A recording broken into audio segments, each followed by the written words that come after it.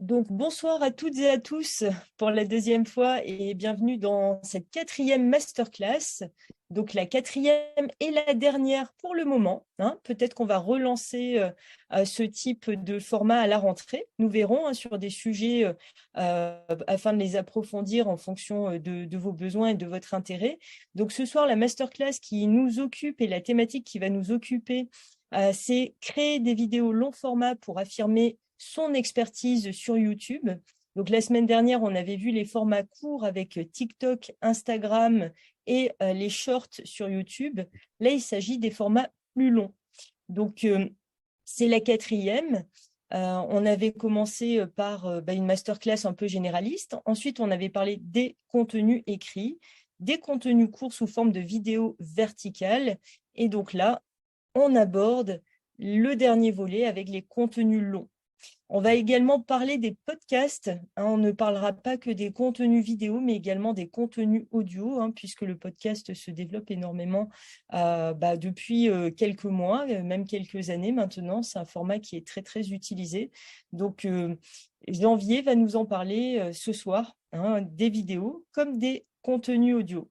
Donc, je ne vais pas représenter Shifumi que vous connaissez, vous étiez là précédemment. Donc, voilà, vous connaissez les permanents de l'association, c'est toujours nous. Et Jean-Baptiste, je te laisse te présenter, hein. Oui, je refais les présentations, mais je vous ai tous un peu vu la dernière fois. À côté de ma passion pour la création de contenu sur Internet, je suis chef de projet chez Orange. Donc ça, c'est la semaine. Donc je travaille plutôt sur des problématiques de projet web, d'analyse de trafic. Je travaille sur le portail orange.fr, un gros portail très fréquenté. Et à côté de ça, eh bien, j'ai des activités. Alors, c'est le soir, le week-end en général, de créateur de contenu, on dit, d'influenceur. Et ce que je fais beaucoup depuis, on va dire, 2016, où je me suis vraiment mis à fond, c'est YouTube. C'est de ça dont on va parler aujourd'hui. Alors, j'ai bien noté la dernière fois qu'il y avait des questions sur le matériel, on verra ça. Et comme l'a dit Stéphanie, on parlera un petit peu de choses annexes sur le format long. Alors, si on peut faire des vidéos, YouTube, c'est vraiment comment dire, le média dédié à la consultation de vidéos longues. On peut également voir des shorts, mais qui dit vidéo longue, on peut aussi facilement les transformer en audio pour des podcasts, voire aussi, quand vous avez du podcast, que c'est de l'interview, on peut aussi très facilement transcrire ça en texte. Ce que j'ai beaucoup fait dans mes livres notamment, où à chaque fois j'ai pris le parti pour avoir un propos le plus complet possible, d'associer des créateurs qui témoignent. Et en général, comment ça se passe? C'est que je les interviewe comme on fait en ce moment là sur un mode un peu visio sur Teams. Parfois, je leur propose d'être invités sur ma chaîne YouTube. Parfois, juste, je fais de l'audio pour les plus timides, on va dire. Et parfois, il y en a qui veulent bien parler en audio avec moi au téléphone, mais qui veulent pas mettre ça ils veulent pas exposer leur image. Donc, je fais une transcription de texte en audio. Et maintenant, il y a des trucs assez sympas pour faire ça beaucoup plus rapidement. Donc, je vous parlerai de ça à la fin, mais ça va être très consacré à YouTube. YouTube parce que aujourd'hui, en préparant les slides, je me suis rendu compte que YouTube était numéro 2 sur à peu près pas mal de choses. Alors, numéro 2 en termes de services de vidéo, si on prend tous les écrans, que ce soit la télé, le mobile ou le PC, l'ordinateur, on voit de moins en moins derrière un ordinateur. Juste derrière Netflix, en termes de consultation, alors ça, si on regarde la bande passante, voilà, il y a une étude qui a été faite sur un prestataire qui mesure la bande passante des services. Alors la vidéo aujourd'hui, c'est vraiment, je l'avais dit sur la première conférence qu'on a fait ensemble, la vidéo, c'est plus de 80% de la bande passante qui transite sur Internet. Et donc YouTube et Netflix, enfin nous on le voit bien chez Orange en tant qu'opérateur, notamment à certains horaires, à partir de 17h, 18h, c'est vraiment le pic de consommation. Et en général, c'est ces deux services-là qui sont les plus consultés, y compris sur la télé. C'est également le deuxième site le plus fréquenté, YouTube. Donc c'est pour ça que c'est important d'être présent sur YouTube. Alors deuxième, juste après Google en fait, et de fait aussi deuxième moteur de recherche parce que contrairement à d'autres réseaux sociaux comme Snapchat, comme Instagram, voire TikTok, il y a quand même une très grosse utilisation qui est faite de la recherche sur YouTube. Moi, j'avais vu quand j'avais des stagiaires, là j'en avais un il y a encore une semaine, Mais même il y a une dizaine d'années, il me disait, nous, on cherche plus depuis Google. On démarre notre recherche sur YouTube parce que c'est plus facile de trouver un tutoriel qui va être très simple à enclencher par rapport à votre problématique. Je ne sais pas si j'avais un stagiaire qui faisait dans le développement web, il a besoin de voir comment ça se passe, les manipulations à l'écran, ben, il va trouver son compte plus facilement sur YouTube. Alors justement, quand on sonde la jeune génération, alors jeune, ça englobe les moins de 50 ans en fait. Aujourd'hui, le duo YouTube-Netflix est beaucoup plus puissant qu'une chaîne de télévision en termes d'impact. Et il y en a même, si on prend, si on analyse les temps passés, il y a des études qui ont été faites là récemment sur la France. Je crois que c'était ouais, les 12-30 ans, quelque chose comme ça, vont passer peut-être 2 heures sur YouTube, Netflix tous les jours, alors qu'ils vont passer plus que 30 minutes sur la télé. Alors, si on prend les personnes de plus de 50 ans, ils passent encore énormément de temps sur la télé, je crois que ça doit être 5 heures, mais il faut se positionner, je sais pas, il y a 15-20 ans, quand il n'y avait pas tout ça, on faisait que de la consommation Internet. Donc, YouTube, Netflix ont vraiment remplacé, comme TikTok d'ailleurs, hein, sur mobile, la consommation télé. Et le gros avantage par rapport à Netflix de YouTube, c'est que c'est ouvert à tout le monde depuis son existence. YouTube, c'est vous qui faites, toi, qui est présente sur le tube, sur l'écran. Et c'est vrai, c'est d'autant plus vrai que si vous regardez le top des classements des chaînes les plus consultées, là j'ai mis la France par nombre d'abonnés, il y a pratiquement que ce qu'on appelle des youtubeurs, des créateurs. Donc c'est des gens qui finalement ont une existence sur Internet grâce à YouTube et dont on n'a jamais à la base entendu parler à la télé. Alors peut-être ça va pas tous vous parler là, ce qu'on voit, quoique quand même il commence à devenir très célèbre. Squeezie, Cyprien, Norman, c'est un peu les historiques de la plateforme. Cyprien et Norman, c'était les premiers. Et Squeezie, il a un petit peu émergé juste après. Il est considéré comme plus hype que Cyprien. Quand Cyprien maintenant publie des vidéos comment on appelle ça, de court-métrage, il a un peu moins de succès. Et Squeezie, lui, il est vraiment dans la tendance. Donc, on a beaucoup de personnes, créateurs, qui sont au départ un peu dans l'humour, dans le gaming également. Et on voit aussi, puisque c'est quand même un média qui est très consommé par la jeune génération, alors moins que TikTok où c'est très très jeune, mais on a vu la dernière fois que c'était quand même ça s'ouvrait de plus en plus à des tranches plus âgées parce que tous les talents s'expriment sur TikTok. Comme c'est très jeune, on va dire ado, 18 ans, 20 ans, il y a beaucoup de rappeurs également qui émergent sur ces plateformes-là. Et d'ailleurs, si on regarde un petit peu les tops des classements des ventes, maintenant on comptabilise également les streamings, donc le stream. Il y a beaucoup de rappeurs qui font beaucoup de ventes. Ce qui est intéressant de voir, c'est que donc là, on voit pas de chaîne de télévision dans le top des classements. Si on a, ça arrive très très loin. Il y a plus de 500 chaînes en France qui ont dépassé le million d'abonnés. Et quand on regarde un petit peu, alors je l'ai pas mis là, mais pour vraiment vous dire, il n'y a pas qu'à faire de l'humour. C'est un message que moi j'essaie de faire passer depuis que je m'intéresse à YouTube. Tous les talents peuvent s'exprimer sur YouTube. Alors, on n'aura pas autant d'audience que si on fait de l'humour ou du gaming, quoique le gaming, maintenant, c'est plutôt en train d'aller sur Twitch. Mais on arrivera quand même à fédérer au moins 1 million d'abonnés, voire plus, sur des thématiques. Alors, comme l'histoire, il y a un grand YouTuber qui s'appelle Nota Bene qui a plus de 2 millions d'abonnés. L'high-tech, il y a Jojol, je crois qu'il y a plus de 2 millions d'abonnés. Fitness, alors tout le monde connaît Thibaut InShape. Ouais, peut-être un petit feedback. Vous en connaissez des youtubeurs? Ça, c'est l'occasion de voir un petit peu votre connaissance de l'écosystème. Lesquels vous suivez? Il y en a qui veulent intervenir. Personne en règle générale, mais ouais, ceux qui sont les plus connus, Cyprien, Norman, Ouais, ça vous parle, ouais, ça te parle. Maître Gims, voilà, pour ceux qui écoutent. Voilà, alors c'est pas un youtubeur, mais effectivement, comme il fait de la musique, comme je disais, c'est un rappeur qui C'est ça. est visible sur la plateforme. Ok. L'automobile, c'est pareil, la mode, la beauté, la cuisine, tout ce qui est info. Il y en a un qui est très connu, j'ai oublié son prénom, c'est Hugo Décrypte. Et tous ces gens-là ont émergé en tant que médias à part entière.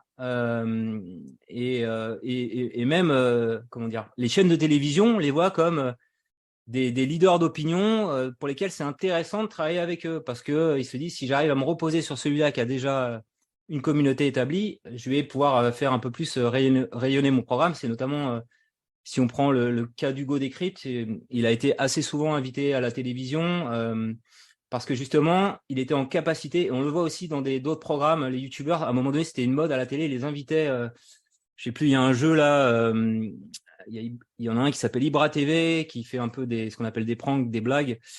Oui, il a été invité à Ninja Warrior, voilà, ça me revient, parce que justement, ils sont en capacité, ces créateurs, ces youtubeurs.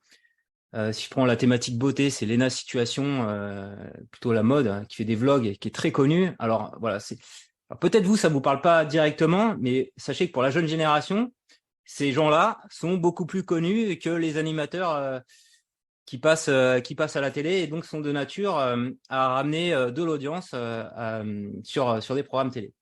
Donc voilà, ça c'était juste pour vous dire, finalement, n'importe quelle thématique, moi c'est la tech, je peux construire une audience puissante sur YouTube et fédérer une grosse population. On est vraiment très loin des clichés du début du YouTube où c'était des petites vidéos drôles de chats, de chiens qui étaient consommés. Vraiment, il y a une grosse transformation au cours d'une quinzaine, vingtaine d'années sur YouTube. Alors peut-être pas 20 ans, mais l'existence c'est 2006, donc c'est 15 ans. Où finalement c'était juste un site de partage. Et aujourd'hui, il faut considérer ça comme une sorte de seconde télévision où finalement on y va pour aller regarder nos créateurs préférés. Et comme dans la logique de la télé, il y a un programme, c'est-à-dire qu'on peut les suivre à des périodes clés toutes les semaines, voire pour certains qui se sont mis à 100% tous les 2-3 jours. Et on peut tous y aller, c'est ouvert. Alors, justement, comment créer cette chaîne YouTube? Je vous donne un peu les basiques. Comment bien démarrer? Alors, il y en a qui ont des chaînes YouTube là sur ceux qui sont connectés ce soir? Non. Non? Il y en a qui s'intéressent de créer sa chaîne? En réflexion, pourquoi pas. Ouais? Oui. À voir si c'est pertinent ou pas. Ok. Bon, donc je vais vous donner quelques petits tips. Le premier truc à faire, c'est de trouver le nom de sa chaîne. Alors moi, j'ai pas été très inventif. J'ai pris mon pseudo parce que j'avais ce pseudo sur Internet depuis le départ, sur un blog. Moi, j'ai plutôt construit, comme je vous le disais la première fois, on va dire mon influence en ligne sur les blogs parce qu'il n'y avait pas de vidéo au départ. Et donc, je me suis dit, tant qu'à faire, comme il y en a qui m'ont déjà vu sur mon blog, c'est plus facile de transformer une communauté qui existe déjà en reprenant le même nom. Donc janvier, c'est en fait la concaténation de mon premier prénom Jean-Baptiste et de mon nom Vier. Et alors l'idée de ça derrière, c'était parce que je voulais que les gens prononcent bien mon nom et souvent Vier, ça se prononce à l'américaine Viette, voilà. Mais bon, j'y arrive pas souvent. Les gens me disent Jean-Viette, ça marche pas. Donc on peut garder son pseudo, c'est bien, c'est un truc court. Il y en a aussi, pour vous, comme vous êtes de professionnels, vous êtes dans le personal branding, vous pouvez également mettre votre prénom et votre nom, si vous voulez un truc plus sérieux. Ça permet, alors je sais plus, j'avais vu là, la dernière fois, il y avait des sites, des personnes qui se positionnaient sur leur prénom. Et ceux qui ont déjà des sites, bah, faites comme moi, gardez, je crois que c'est Zephyr Formation, quelque chose comme ça peut être pas mal. Effectivement, si vous avez déjà une identité en ligne, vous répliquez votre identité. Ce qui est quand même important, quand on est sur YouTube, c'est qu'on va incarner un personnage. C'est quand même mieux de se mettre en avant. Et quand on démarre une vidéo, souvent, on va se présenter. Alors, moi, je le fais plus, mais au moins je mets mon pseudo quand ma vidéo démarre avec mon slogan. Alors, le slogan, c'est l'informatique pour tous, pour que chacun se rappelle quand il démarre la vidéo quel va être le traitement éditorial. Et alors, ce slogan, ce traitement éditorial, votre promesse finalement, je vous encourage aussi à le mettre. Donc, quand on crée sa chaîne, on peut mettre un visuel comme ça, une bannière. Alors, tout ça, on peut le faire très facilement avec Canva. Et dans Canva, vous allez avoir des templates de tout près. Et en général, ils sont adaptés. Là, c'est une vision sur ordinateur. Et quand ça va être restreint sur mobile, il va zapper la zone à gauche et la zone à droite. Donc, on verra toujours mon pseudo et ma promesse. Comme je traite d'informatique, bon, j'ai mis des petits logos qui rappellent Android, Apple et Windows. L'autre élément important, c'est d'avoir un format, c'est-à-dire une vidéo, un type de vidéo que vous allez tout le temps faire. les gens, en fait, quand ils s'abonnent à une chaîne YouTube, ils s'attendent, en gros, à une certaine cohérence, d'avoir toujours à peu près la même promesse éditoriale. Alors, vous pouvez multiplier les formats, mais c'est bien au moins d'en avoir un. Moi, en fait, mon parti pris, et ça marche bien pour les chaînes high-tech, ça marche bien pour les chaînes cuisine, ça marche bien pour les chaînes beauté, c'est ce genre de format, c'est de faire des tutos. Parce que dans la recherche, c'est très facile de se positionner. Comme je vous disais, là, il y avait mon stagiaire qui m'expliquait que je cherchais des tutos.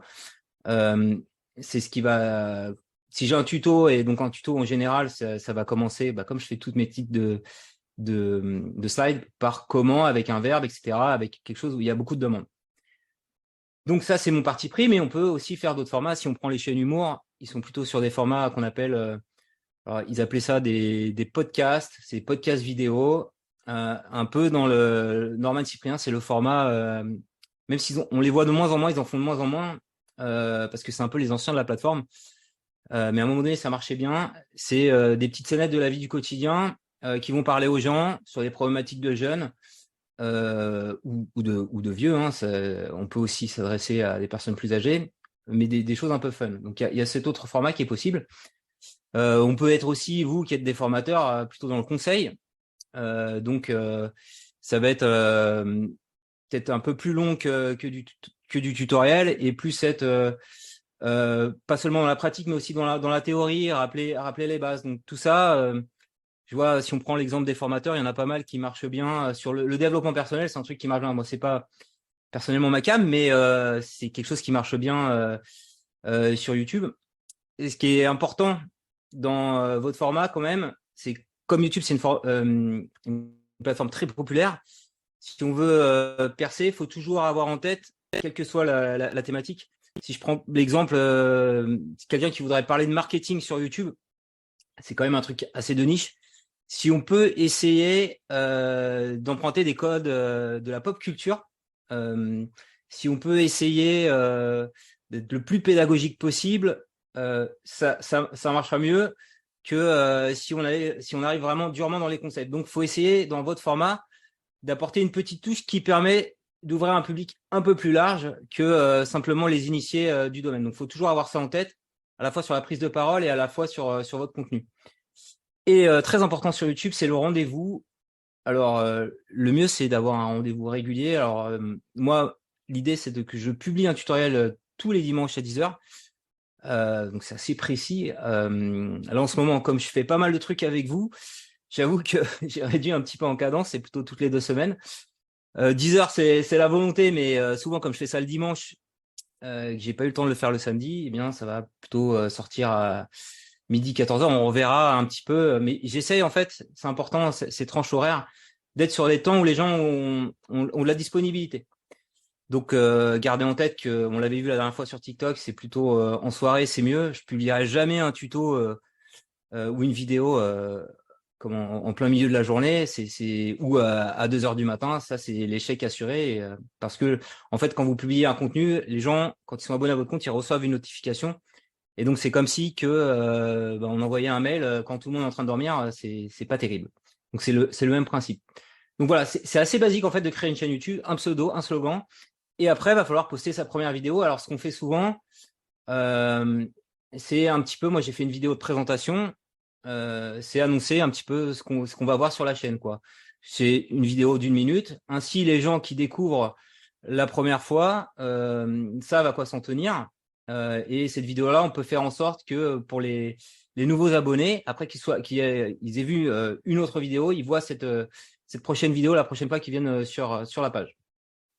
Alors, ça intéressait pas mal de monde, je crois. Ah, il y a une question d'Amadou. Oui, je t'en prie. Et, oui, en fait, donc, je voulais savoir, est-ce qu'il y a un outil qui permet de déterminer à quel moment est-ce qu'il serait, par exemple, plus pertinent de publier? Je ne sais pas. Donc, c'est vrai que là, on est sur le cas de la vidéo YouTube, mais je pensais, par exemple, à LinkedIn. Est-ce que, Oui. il y a un outil qui peut nous dire, voilà, si vous publiez votre article à telle heure, eh ben, l'article aura beaucoup de chances d'être vu par plus de personnes. Ouais. Alors, je vais montrer ce que j'ai sur YouTube, mais ça s'applique également sur YouTube sur LinkedIn parce qu'il y a des analytics. En fait, là, je vais montrer. Alors, je vais réduire ça de fait. Hop. Comme ça, je montre mon navigateur. En fait, dans YouTube et même dans LinkedIn, tu as des analytics. Donc, tu as des stats sur ce qui se passe sur ta chaîne. Voilà, en temps réel. Et en fait, dans audience, ici, normalement, je peux aller voir précisément. Alors, il y a des trucs intéressants. Je vois, par exemple, les chaînes regardées par mon audience. Ça, c'est intéressant à aller voir. Parce que ça veut dire que ces gens-là, ils traitent à peu près le même sujet. Là, je les vois bien, ces deux-là, ils parlent de ChatGPT, comme je parle de ChatGPT. Voilà, c'est pour ça qu'ils ressortent. Alors, il y en a, ils sont un peu. Des fois, j'ai fait des contenus, peut-être j'ai un peu plus honte.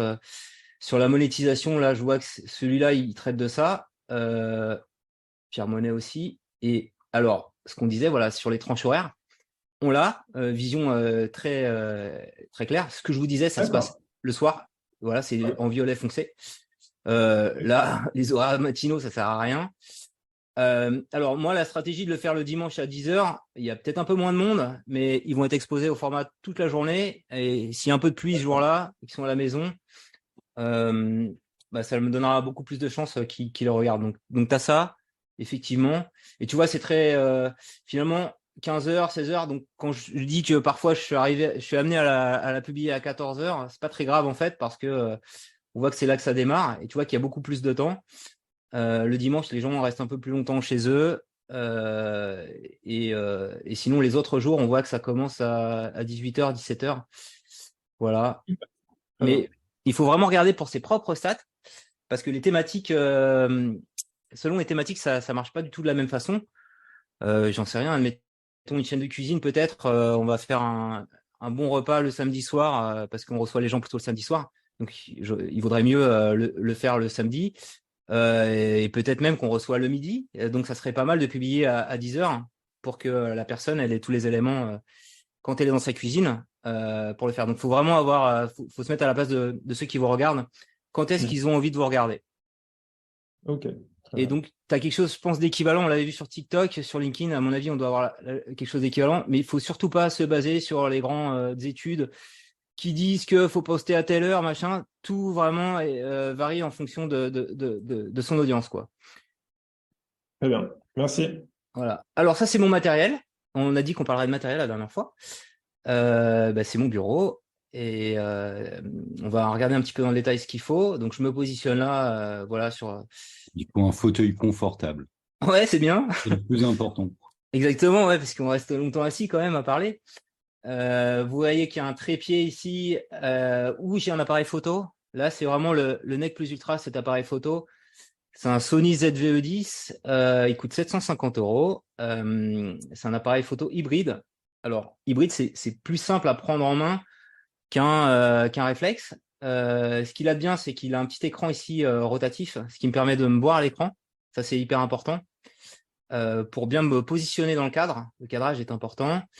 Et au-delà de l'appareil, donc le trépied, c'est pour stabiliser la vidéo.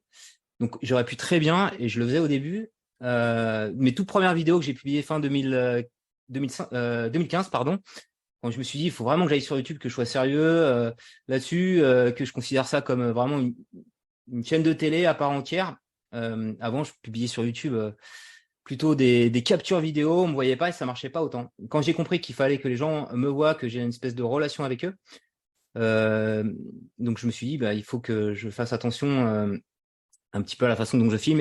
Et beaucoup de retours qu'on m'a fait à l'époque, c'était le son qui est dégueulasse, la lumière qui est pas bonne. Donc vous pouvez démarrer avec un smartphone à la place de ça. Et franchement, je vous encourage à faire ça parce que vous avez tous un smartphone. Ce qu'on avait vu la dernière fois avec TikTok, c'est important, c'est le son. Donc là, on voit qu'il y a un fil en fait qui est branché à mon appareil photo. Qui permet en fait, donc il y a comment on appelle ça, une prise externe pour le micro, ce qui me permet en fait que quand j'enregistre le son, donc c'est avec un micro-cravate. Après le micro-cravate, je le positionne sur mon polo ici, par exemple. J'ai le meilleur son possible. Si j'avais pas le micro-cravate et que je me basais sur le micro natif de l'appareil photo ou du smartphone avec la pièce qui est assez grande, il y aurait un écho, ça serait pas très bon, quoi. Les lumières. Surtout quand on filme de nuit, là par exemple j'ai fermé, donc j'ai la softbox, je l'ai mis en face. Faut les mettre en fait derrière l'appareil photo, les lumières. il en faut deux, une de chaque côté. Donc là, je vous avais dit la dernière fois, pareil, j'en ai qu'une. C'est plus par commodité par rapport à mon positionnement, comme je suis sur mon bureau. Là, j'en ai mis une à droite. Je peux pas en mettre une à gauche parce qu'il y a un mur. Voilà. Mais si j'avais pu, je l'aurais fait. À un moment donné, même, comme je voulais être sur mon bureau, j'avais carrément mis le bureau derrière la fenêtre. Mais après, ça a un petit peu abîmé la pièce. Donc, il y a une réflexion aussi à avoir quand on parle de setup, quand vous organisez la façon dont vous allez créer vos vidéos, comment vous positionnez. Alors, aussi un axe de progrès chez moi, c'est un peu le bordel. Il y en a qui me font remarquer. Donc, voilà, le décor est aussi important et je suis pas très bon pour ça. Donc, on voit ma bibliothèque qui est un peu dégueulasse. Il y a des choses sur mon bureau. Donc, ça, c'est un petit axe d'amélioration. Il faudrait que j'essaie d'améliorer ça. Donc, les lumières, finalement, si vous tournez pas de jour, elles vont vous aider à avoir une image très nette. Et souvent, c'est les retours qu'on fait, c'est que l'image, elle n'est pas assez nette. Et donc là, les deux softbox que j'ai mis, chacune vaut 35 €. Donc, c'est un petit investissement de 70 €. Mais c'est beaucoup moins que l'appareil photo qui filme. Ouais, l'appareil photo, j'ai envie de dire, si vous voulez faire des belles vidéos, c'est bien, mais l'achetez pas tout de suite. Moi, j'ai mis peut-être un an avant d'en prendre un et j'ai pas pris celui-là, j'en ai pris un autre. Et celui-là, en plus, il faut avoir c'est bien si on a un objectif qui permet de faire du flou d'arrière-plan. Et l'objectif, il coûte quand même 400 €. Donc 750 € plus 400 €. Je l'ai fait parce que j'avais des rentrées d'argent avec ma chaîne YouTube. Et voilà, c'est un peu la logique qu'on a sur YouTube. C'est réinvestir les gains pour augmenter sa production. Mais tous les YouTubeurs débutants vous le diront, fait de meilleures vidéos avec le matériel qu'on a. Et si on doit rajouter des petites choses, ça va être vraiment les petits accessoires comme la lumière, le micro-cravate qui coûte 20 €, le trépied, ça vaut 20 €. Et avec ça, on a un bon setup. Et alors, l'autre petit truc aussi à faire qui est pas mal, c'est d'avoir une lumière dans le fond pour quand vous êtes positionné. Alors, celle-là, elle n'est pas terrible, mais elle fait le job. Quand vous êtes positionné sur le fauteuil, ça vous permet de faire un petit effet contrasté où votre visage et votre corps ressort un peu mieux. Donc voilà, je ne sais pas si vous avez des questions là-dessus. On va regarder un peu plus en détail sur le matériel, mais déjà, sur ça, il y en a qui sont équipés un peu, ouais. Alors, moi, j'ai une petite question justement par rapport au comparatif entre le Sony ZV-E, par exemple, Ouais, votre appareil, et ouais. un iPhone dernier cri 14 Pro, par exemple. Est-ce qu'on peut obtenir le même résultat ou sinon meilleur? Alors, le Sony ZV-E10 avec alors, il est là. Hop, il est ici. En fait, il a en plus un objectif 35 mm et ça, on n'aura jamais ça sur un iPhone ou sur un téléphone parce que D'accord? l'objectif qui est là, en fait, va me permettre de faire un flou d'arrière-plan. C'est-à-dire que moi, sur l'écran, je vais être super net et derrière moi, ça va être flou. Donc, à la limite, c'est pas mal par rapport à mon bordel, on le verra moins. Et ça fait un peu une qualité cinématographique d'avoir ça. Donc, on n'aura jamais ça avec un iPhone. Mais c'est un peu complexe. Mais un iPhone 14 Pro Max, ou j'en sais rien, même un iPhone SE, c'est très bien, SE 2020. Il filme en HD. Pour démarrer, c'est parfait. Mais vraiment, si tu veux comparer, Ouais. techniquement, tu pourras pas. Voilà, c'est impossible. C'est Ok. impossible parce que tu as vu la taille de l'objectif, quoi. T'as jamais ça sur un téléphone, quoi. Ok. Voilà. Donc, ok, Mais bah, l'iPhone, c'est très bien, hein. C'est très bien. Le 13, c'est ça, 13 Pro Max que tu as? C'est en fait, c'est le 14 Pro. 14 Pro, ok. Voilà, donc je me posais la question de savoir est-ce que ça peut faire l'affaire ou alors il vaut Oui, mieux oui. investir dans un appareil. Non, non, non, non. L'appareil photo, vraiment, c'est le truc qu'on achète en dernier. Et d'ailleurs, il y en a souvent qui ont des très beaux appareils qui ne savent pas s'en servir. Donc l'iPhone, il est très bien, hein. Démarre avec ça et en plus, ce qui est pas mal, c'est que tu as un retour écran avec le téléphone. C'est que Ouais, tu n'as pas besoin d'avoir justement cet appareil où tu vois qu'à ça. deuxième écran. Voilà, deuxième écran. Donc non, Ok. non. Bon, après, il y a pas que Sony, hein, il y a des modèles de Canon aussi qui sont très bien. Ouais, ouais, ouais, bien sûr. J'en ai un Canon aussi. J'en parlerai après. J'en ai un autre. Celui-là, il est moins compliqué. Et pareil, il a un petit écran ici rotatif. il est moins compliqué dans le sens où il n'y a pas d'histoire d'objectif à rajouter.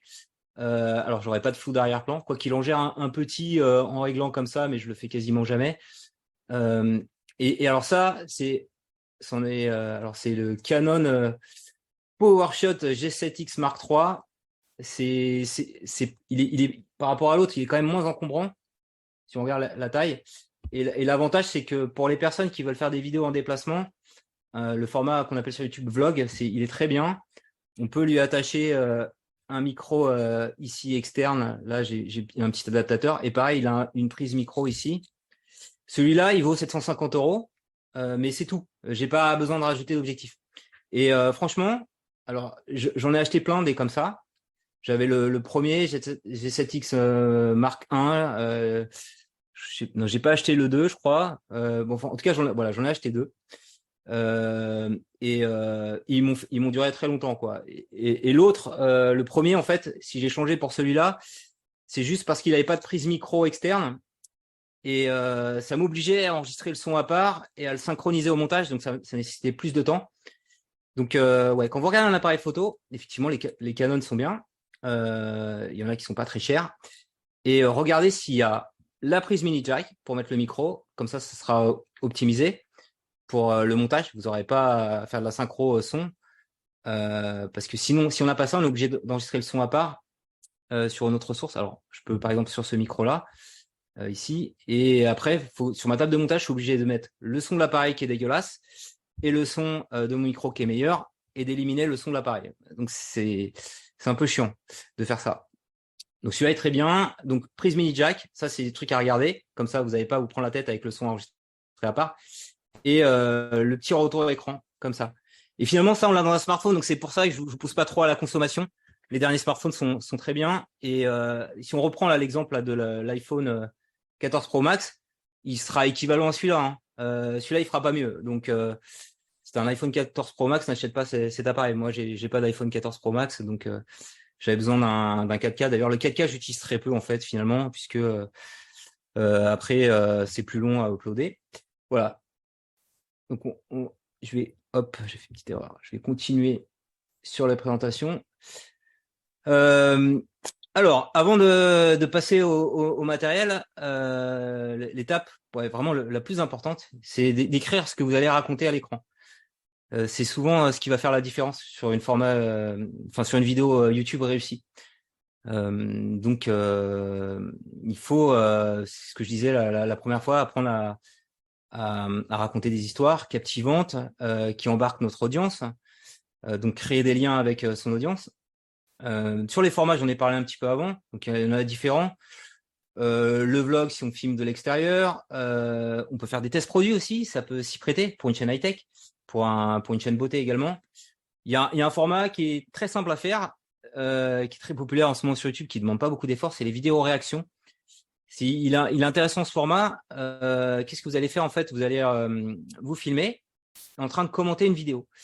En fait, vous pouvez comme ça, sur une personnalité qui fait le buzz, si vous êtes assez réactif, un peu donner votre point de vue. Alors, il faut le faire sur des personnalités qui sont en lien avec le sujet dont vous traitez sur vos activités professionnelles pour porter un éclairage supplémentaire.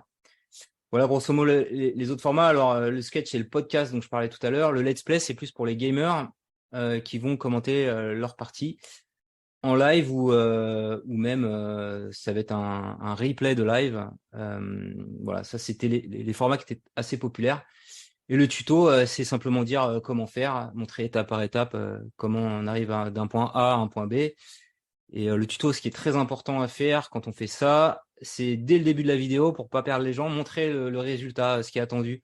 Ça permet de captiver l'attention des gens. Donc, comme sur TikTok, on doit essayer de captiver l'attention. Donc, quand on va écrire son scénario, faut intégrer ça. Alors, il y a une structure narrative qui ressemble un peu à celle que je vous avais indiquée la dernière fois. Sauf qu'on a plus de temps, donc c'est pas mal aussi de se présenter. Alors, j'ai envie de dire pas le faire tout de suite. Ce qui est bien, c'est d'amener le sujet tout de suite. Alors là, je l'ai écrit par exemple. C'était une vidéo qui a fait, je sais plus combien, 20 000 vues sur comment ChatGPT peut m'apprendre à coder en Python. Voilà. Alors, J'en avais fait d'autres et j'ai commencé tout de suite. Donc le texte, je savais qu'il fallait que j'embraye directement là-dessus. Donc j'ai écrit, comme le sujet vous plaît, je continue les tutos ChatGPT. Je redonne un peu de contexte. La dernière fois, comme ça, j'embarque ceux qui sont abonnés pour ça. Ça m'a permis d'avoir pas mal d'abonnés, ce sujet-là. Alors, la fois d'avant, je crois que j'avais parlé de création de contenu. Donc, la dernière fois, nous avons vu comment créer du contenu sur YouTube, Instagram, un blog WordPress. Maintenant, on va carrément apprendre à coder. Donc, j'essaye, ça c'est le texte, en Python, grâce à ChatGPT. Donc, quand j'écris, en fait, je me projette aussi comment je vais le dire à l'oral. Donc, faut surtout pas écrire un scénario dans un style parfait, parce que derrière, ça va être après vos notes.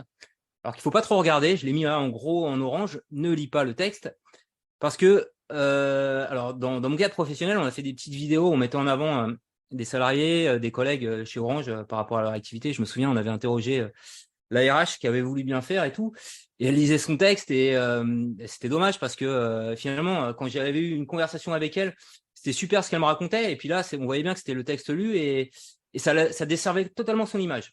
Et on disait, bah, elle maîtrise pas bien son sujet puisqu'elle lit un texte. Voilà. Donc, faut surtout pas faire ça. Alors, je dis d'écrire un scénario, vous n'êtes pas obligé d'écrire mot à mot ce que vous allez dire. Moi, souvent, ce que je fais, alors sur les sujets très pointus où je veux pas me planter, où je veux pas oublier une référence, parce que derrière, sinon, je vais me faire attaquer dans les commentaires. J'écris tout, je fais mes recherches, donc ça prend du temps. Voilà, si on veut vulgariser un sujet et bien le faire, il vaut mieux faire des recherches bibliographiques. Alors avec ChatGPT, maintenant ça facilite quand même un peu le travail parce qu'il va vous indiquer les choses à regarder. Bon, il faut toujours recouper l'info.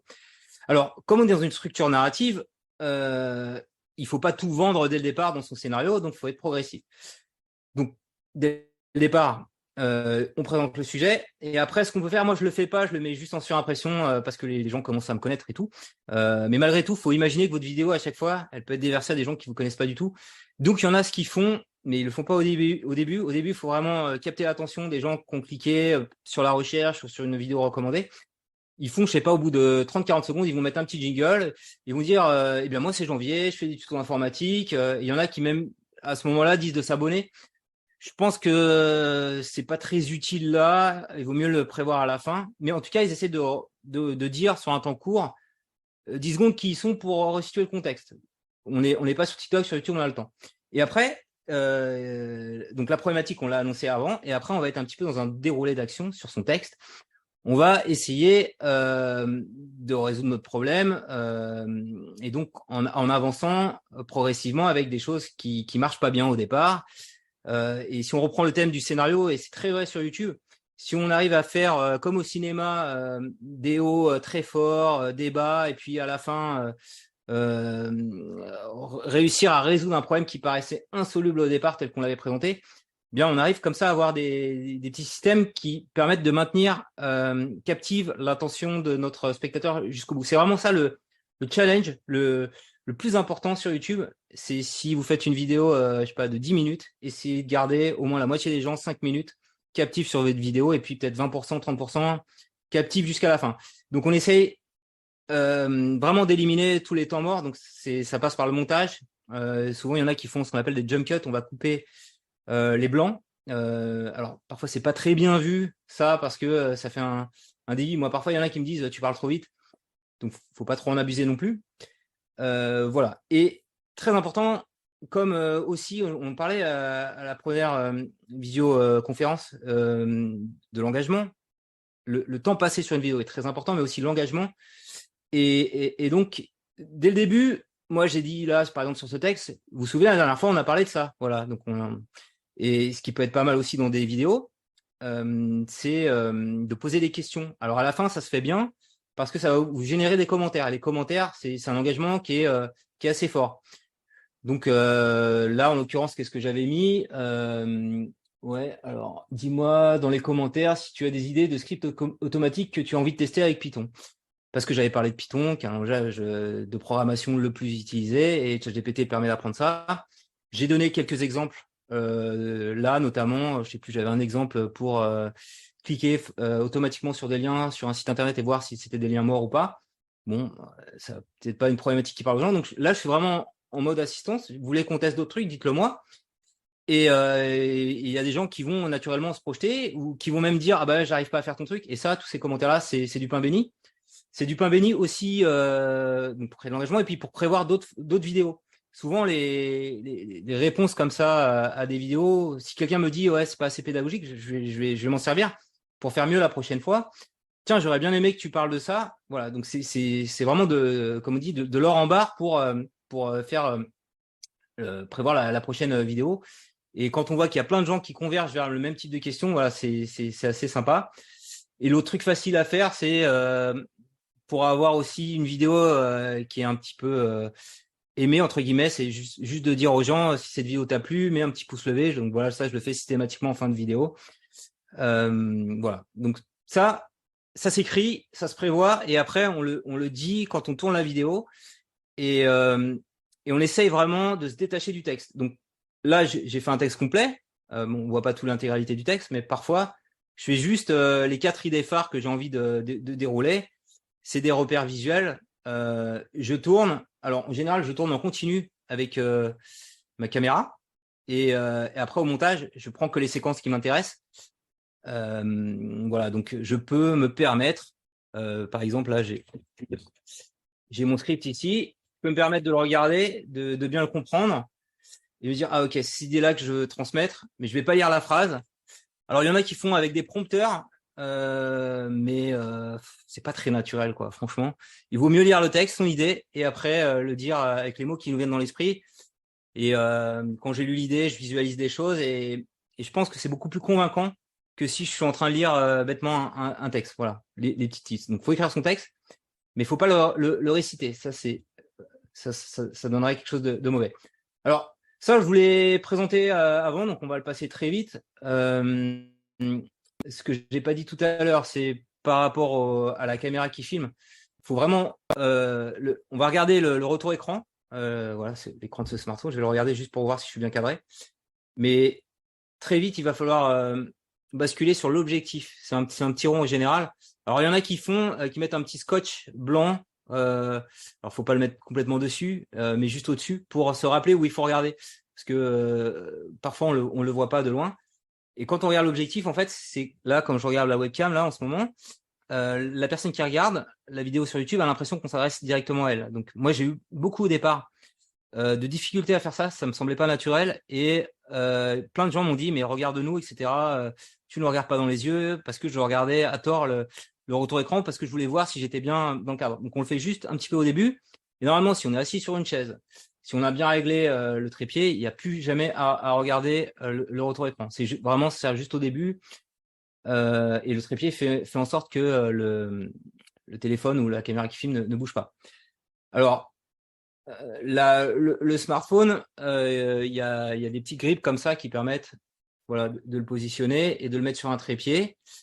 Ça doit coûter 10 €. Et sinon, il y a un petit système D là que je tiens d'une youtubeuse qui fait des vidéos sur la science qui s'appelle Skillabus, que j'avais interviewé pour mon livre sur YouTube, YouTuber, qui m'a dit qu'elle utilisait elle au départ de la pâte à modeler. Ça marche très bien aussi. Système D, tout ce qu'on veut, c'est pour le fixer, quoi. Hein, et la pâte à modeler, si on en a assez, ça va très bien marcher. L'éclairage, j'en ai parlé. Voilà, donc je reviens pas dessus, mais on l'avait vu juste avant. Alors, on peut peut-être aller juste un petit cran en détail, parce que j'en ai parlé tout à l'heure, pour voir la différence de netteté entre deux appareils photo.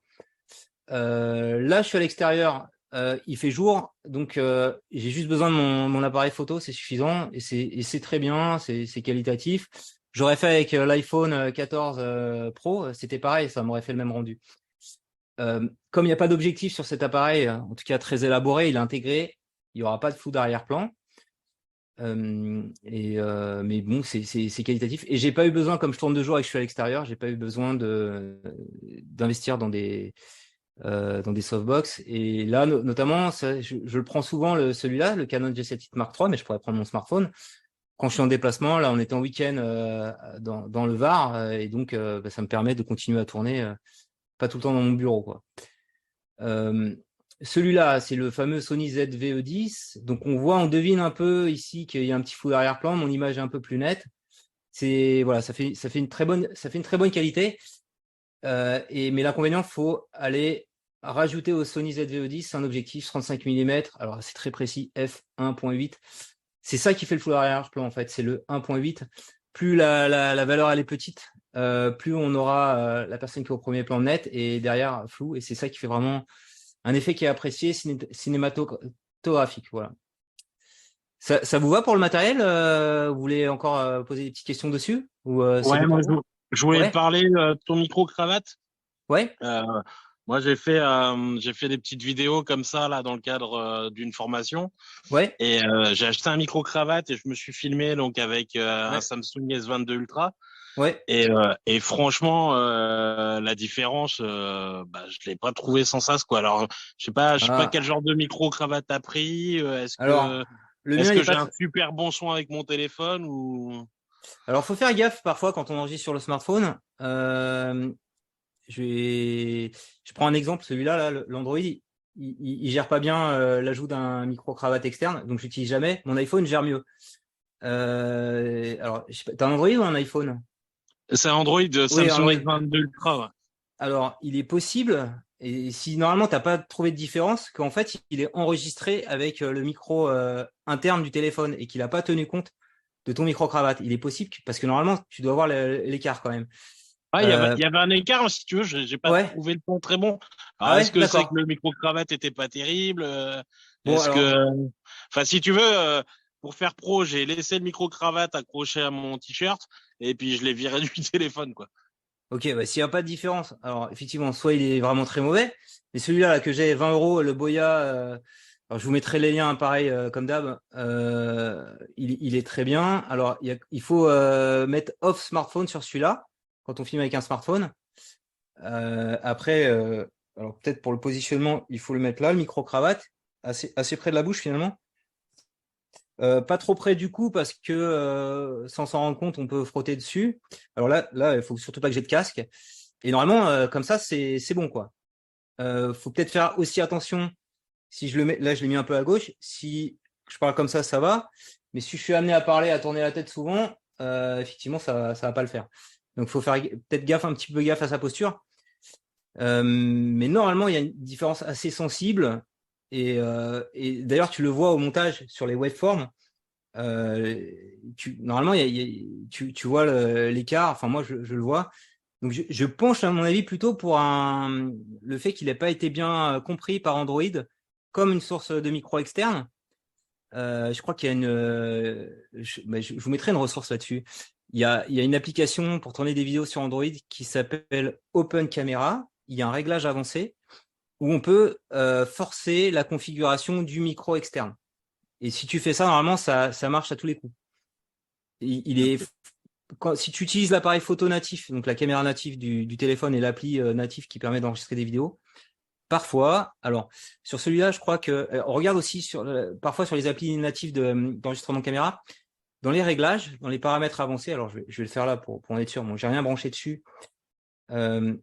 Si je me mets en mode vidéo, en fait, on peut dans les paramètres, quand on clique sur plus de paramètres, s'arranger pour qu'il enregistre le micro externe. Faut vraiment vérifier ça. Et parfois, alors quand tu le clips, c'est encore plus simple.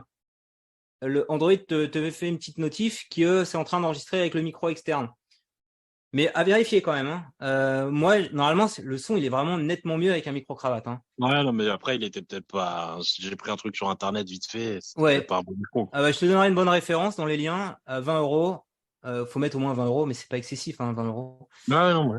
Et il y a l'histoire aussi, peut-être l'adaptateur qui peut poser problème parce que maintenant les Android sont USB-C. Peut-être que l'adaptateur marche pas bien. Voilà, mais je vous donnerai le max de conseils pour que ça fonctionne. Mais il faut souvent ce qu'on fait aussi quand on commence à enregistrer une vidéo, le premier truc c'est de vérifier que le son est bon. Donc on fait juste une courte séquence de 5 secondes et on regarde parce que c'est un peu con de passer 10 minutes à parler et de se rendre compte qu'on a mal enregistré le son. Ça arrive aux débutants au début et on fait l'erreur une fois mais plus jamais quoi. Voilà. Ok. Pas d'autres questions sur le matériel? Non? Du coup, je vais rester sur les micros. Je vois que tu as un micro là devant. Ton micro, ton espèce de micro sur pied. Ouais, est-ce que tu utilises Ouais. ça Alors, plus que ton micro cravate ou pas? Ça peut être intéressant si je fais une interview en live puisque ça va être capté par mon ordinateur. Ça peut être intéressant aussi quand je fais des manipulations à l'écran où je filme pour mes tutoriels. Celui-là, il est un peu mieux comme son parce que c'est un micro USB, Blue Yeti. Alors, il vaut une centaine d'euros. Je crois que 130 euros, un truc comme ça. Je l'ai pas payé, on me l'avait offert pour que j'en parle. Et alors, ouais, c'est bien, mais ça nécessite un effort supplémentaire de synchro par rapport à la caméra qui te filme. Donc, je suis obligé après, mais maintenant, les logiciels de montage font ça un peu automatiquement, de mettre la piste de l'audio au même niveau que la piste de la vidéo et d'enlever la piste de la vidéo. Ça donne un très bon son. Par contre, faut que je fasse gaffe de pas trop me déplacer. Il faut vraiment parler à côté. Bah, vous voyez, je pense que si vous écoutez dans le live, c'est un peu mieux si je suis rapproché. Donc ça, c'est pas mal, ouais. Si tu as des choses à faire avec un ordinateur, parce que il sera en live ou si tu dois faire des captures vidéo avec ton ordinateur, tu auras un son très proche. Donc j'utilise essentiellement pour ça. Quand je fais des interviews, des lives, ou voilà. Il y a une question encore, ouais. Il y a une main qui se lève. Ouais, Jonathan?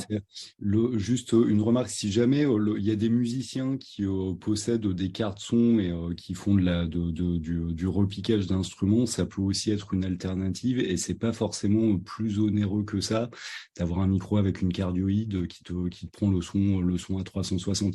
Ça évite cet écueil des micros directionnels ou dès que tu te déplaces, Oui. tu un peu qui ont un son vraiment super vraiment de qualité sous réserve de passer par une carte son qui va bien. Et ça améliore également les soucis de montage et de captation de piste. Enfin, voilà, c'était juste parce Ouais. que T'as c'est quelque raison, ouais. je fais je sais faire et c'est vraiment pas sorcier et une carte son, un micro avec une cardioïde, ça fait des très bonnes captations audio.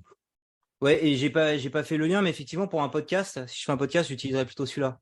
Et comme le dit Jonathan, un micro. Alors, les micros classiques, il faut une carte son. Alors, c'est les cartes son externes maintenant, puisqu'on a tous des PC portables. Ouais, alors si vous faites des podcasts, si vous avez projet de faire des podcasts, ce type de micro ou les micros qu'on utilise pour la musique, c'est parfait. Il faut juste le bon adaptateur, la carte son pour le brancher sur l'ordi. Ok, alors je continue. Alors le montage, c'est la partie la plus douloureuse. Si je publie des vidéos en plein après-midi le dimanche et pas à 10h, c'est parce que je passe excessivement de temps au montage. Pour vous donner des repères, pour le script, peut-être, je vais prendre 1 heure, peut-être plus parfois, 2, 3 heures, si vraiment c'est un sujet très poussé, que je suis pas en maîtrise, que j'ai des recherches à faire. La vidéo, alors j'ai mis 1 heure à tourner, en réalité, si j'ai écrit un bon script, non, 20 minutes pour tourner une vidéo, c'est suffisant, une vidéo de 10 minutes. Après, donc j'ai tourné ma vidéo de 20 minutes avec mes temps morts, et l'idée, c'est de la réduire à un peu moins de 10 minutes. J'essaie de pas trop dépasser ça. Il y en a qui font des vidéos très longues, mais si vous faites des vidéos très longues, après, ça va vous demander plus de temps au montage. Voilà. Donc 4 heures encore, c'est la moyenne basse. 4 heures au montage, si je faisais seulement 4 heures, je serais très content. Pourquoi on passe du temps? Parce qu'on va aller couper un petit peu les séquences qui sont pas bonnes, parce qu'on va incruster des visuels, des images, alors comme on le voit ici à l'écran. Je vais en mettre en surimpression par rapport à ce que je suis en train de raconter. Peut-être une petite image d'illustration. Là, en l'occurrence, c'est un petit PC. C'est une image au format PNG transparent, ce qui permet de ne pas voir les bords. Ça, c'est un petit tips. Si vous voulez faire des illustrations pas chères, on peut utiliser des outils de détourage. Je vous mettrai les liens. Il y a, je crois, Background Remover. Il y a Photoroom qui fait un truc gratuit. C'est parce qu'on va essayer de faire des petits détails dans la vidéo pour la rendre la plus intéressante possible. Sur YouTube, le challenge, c'est d'être dynamique, percutant, et ça passe beaucoup par le montage. Et d'ailleurs, les grands YouTubeurs qui veulent continuer à produire des choses, souvent, et qui ont une grosse audience, ils ont sous-traité toute cette partie-là. C'est plus les monteurs, ils ont des moteurs freelance qui leur font pour eux. J'ai même vu d'autres qui étaient. Alors, il y en a un, j'ai un collègue qui est full-time là-dessus, qui fait des vidéos gaming, et parfois, quand il fait quelque chose avec une marque, donc un placement de produit, une vidéo sponsorisée, comme il a un budget de la marque, il se dit c'est intéressant je sais pas, la marque va lui donner 1000, 2000 euros, que je prenne une petite partie, je sais pas, 300 euros pour payer un monteur pour faire ça. Bien sûr, vous, imaginez confier ça à un monteur. Alors, je dis 300 euros, si je divise une journée par deux, enfin, je sais pas, le monteur il va prendre 500 euros la journée. Peut-être qu'il va demander une journée complète. Donc ça peut vous coûter 500 euros. C'est pas rentable, à moins d'en faire qu'une seule, une belle vidéo de présentation, mais en mode récurrent, c'est pas rentable. Donc il faut apprendre à faire le montage. Et peut-être pour gagner du temps, essayer d'avoir un petit peu. Il y a des choses qu'on peut automatiser, c'est l'introduction, toujours les mêmes éléments qu'on met en introduction et la conclusion. Et tout ce qui se passe dans le déroulé, bah, il faut essayer de trouver des méthodes pour pas que ce soit trop chronophage. Notamment, alors, juste sur la petite optimisation, le son, de ne pas l'enregistrer à part, mais l'enregistrer directement sur l'appareil, on va gagner un peu de temps. Quoique maintenant, c'est pas très compliqué, les outils de montage font de la synchro automatique du son et juste appuyer sur un bouton et en 3 secondes, il a mis le son au même niveau de la vidéo. Mais bon, c'est un peu une douleur quand même. Donc peut-être au départ, pour pas vous décourager, faites des trucs simples, incrustez des images. Les seules choses qu'il faut, en gros, ce qu'il faut se dire au montage, qu'est-ce qu'on va faire? On va essayer de nettoyer tout ce qui est pas intéressant. Donc le montage, c'est beaucoup des coupes, couper les séquences qui sont pas bonnes. Là, on voit par exemple ici, j'ai de l'audio avec des waveforms. Tous les silences, je les coupe systématiquement. Voilà. Alors pour faire ça, c'est mieux quand même de le faire sur un ordinateur. La dernière fois, je vous ai dit, pour les vidéos TikTok courtes, c'est bon, on peut faire ça sur un smartphone, c'est recommandé. Là, on est sur des vidéos longues, 5-10 minutes. Faire ça sur un smartphone, on va se tirer les cheveux, ça va être infernal. Donc, si vous avez la chance d'avoir un Mac, moi j'ai été longtemps sur PC, j'ai encore mon PC au bureau pour ma vie pro, mais je suis quand même content d'avoir à titre perso un Mac parce que c'est des logiciels, enfin c'est des ordinateurs qui ont été pensés pour la création graphique. Il n'y a pas à se prendre la tête avec des mises à jour. Et puis ils ont 2 très bons logiciels de montage d'Apple. Donc il y a iMovie qui est offert de base et qui est très satisfaisant pour démarrer. Moi, pendant longtemps, pendant 3-4 ans, j'ai fait que mes montages avec iMovie. Et sinon, il y a Final Cut Pro. Celui-là, il est payant, il coûte 300 euros. Donc, j'ai dû me former pour l'utiliser, notamment sur tuto.com. J'avais formé, alors, on m'avait filé, les gens de tuto que je connais bien m'avaient filé la formation gratos pour que je parle de tuto sur ma chaîne YouTube. Et donc, ouais, les outils de montage, ouais, certains plus élaborés, c'est bien de se former. DaVinci Resolve. Alors, c'en est un qui est disponible sur PC et Mac, qui est gratuit, c'est ça l'avantage. Par contre, il demande d'une bonne configuration et on n'a pas tous des PC de compétition.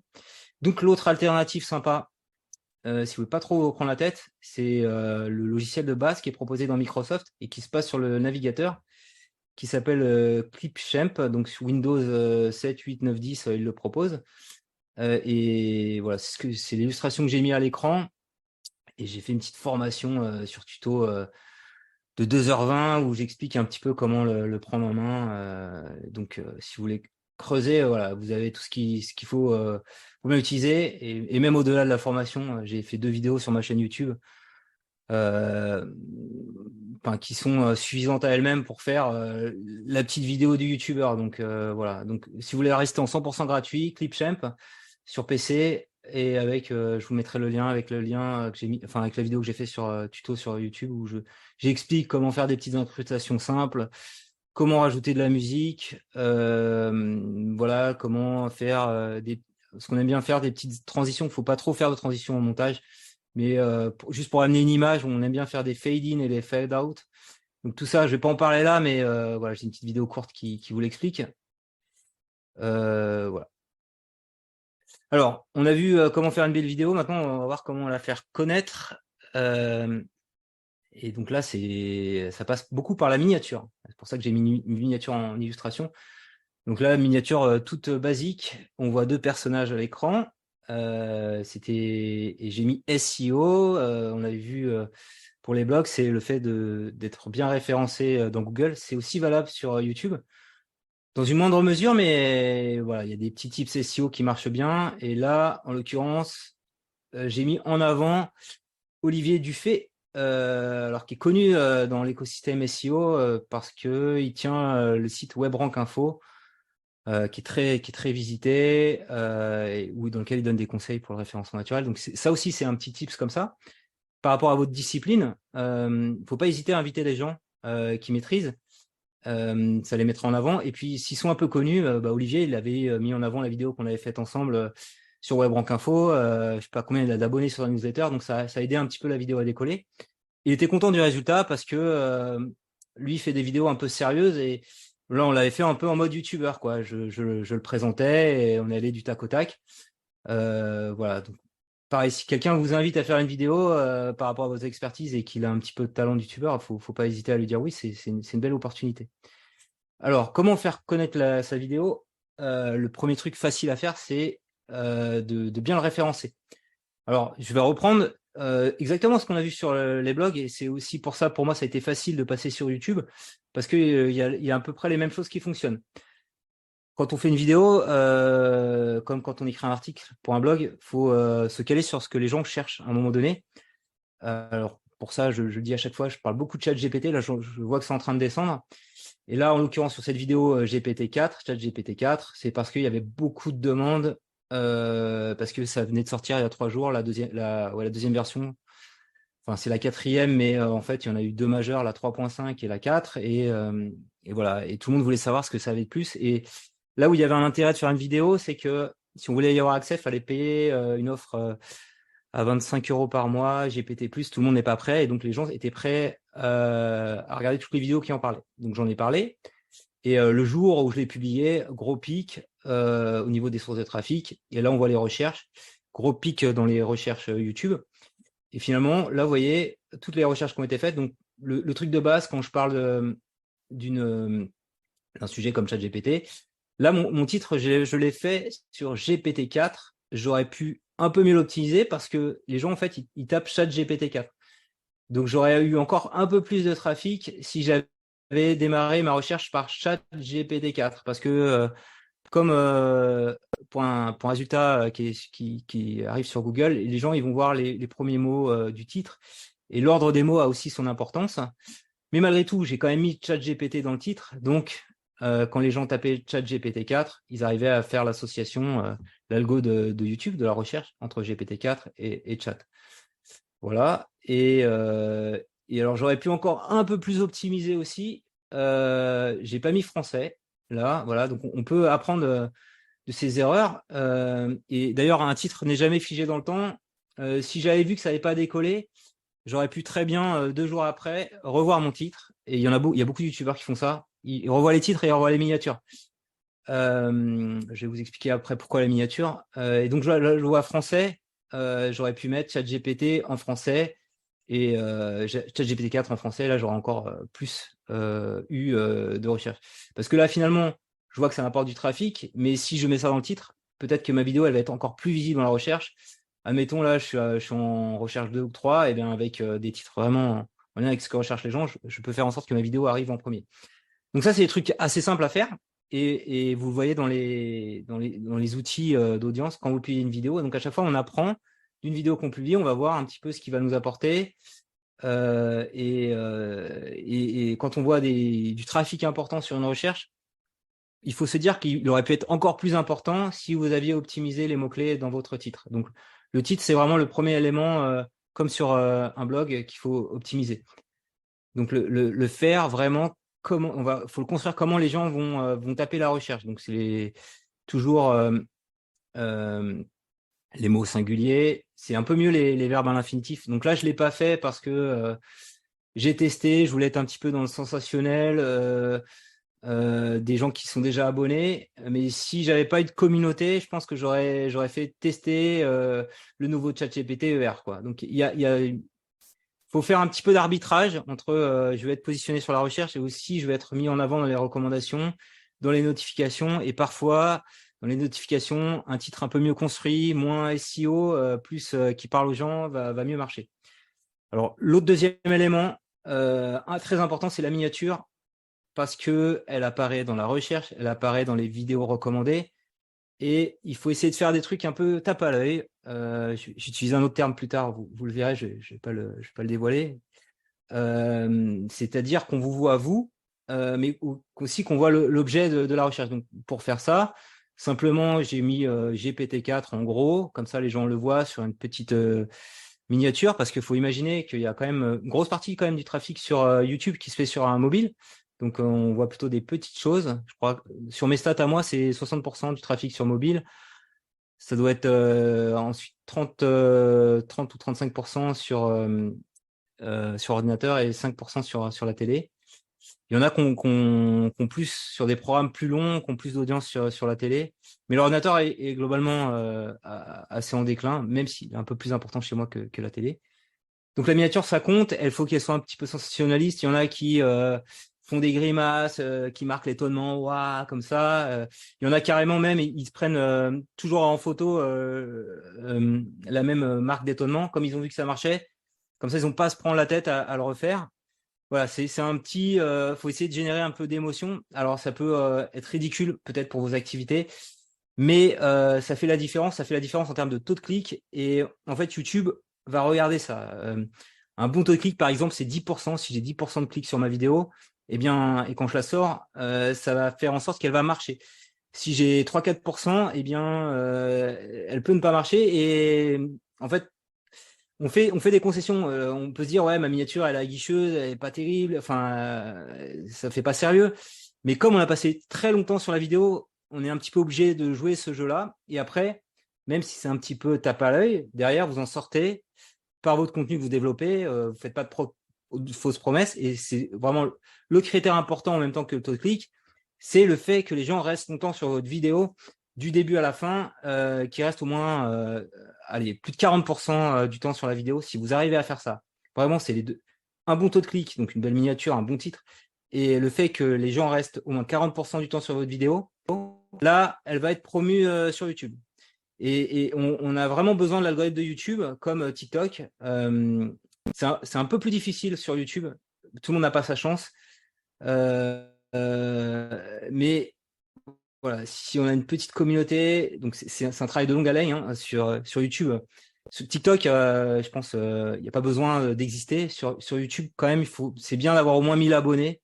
Et 1000 abonnés, là j'en ai 80 000.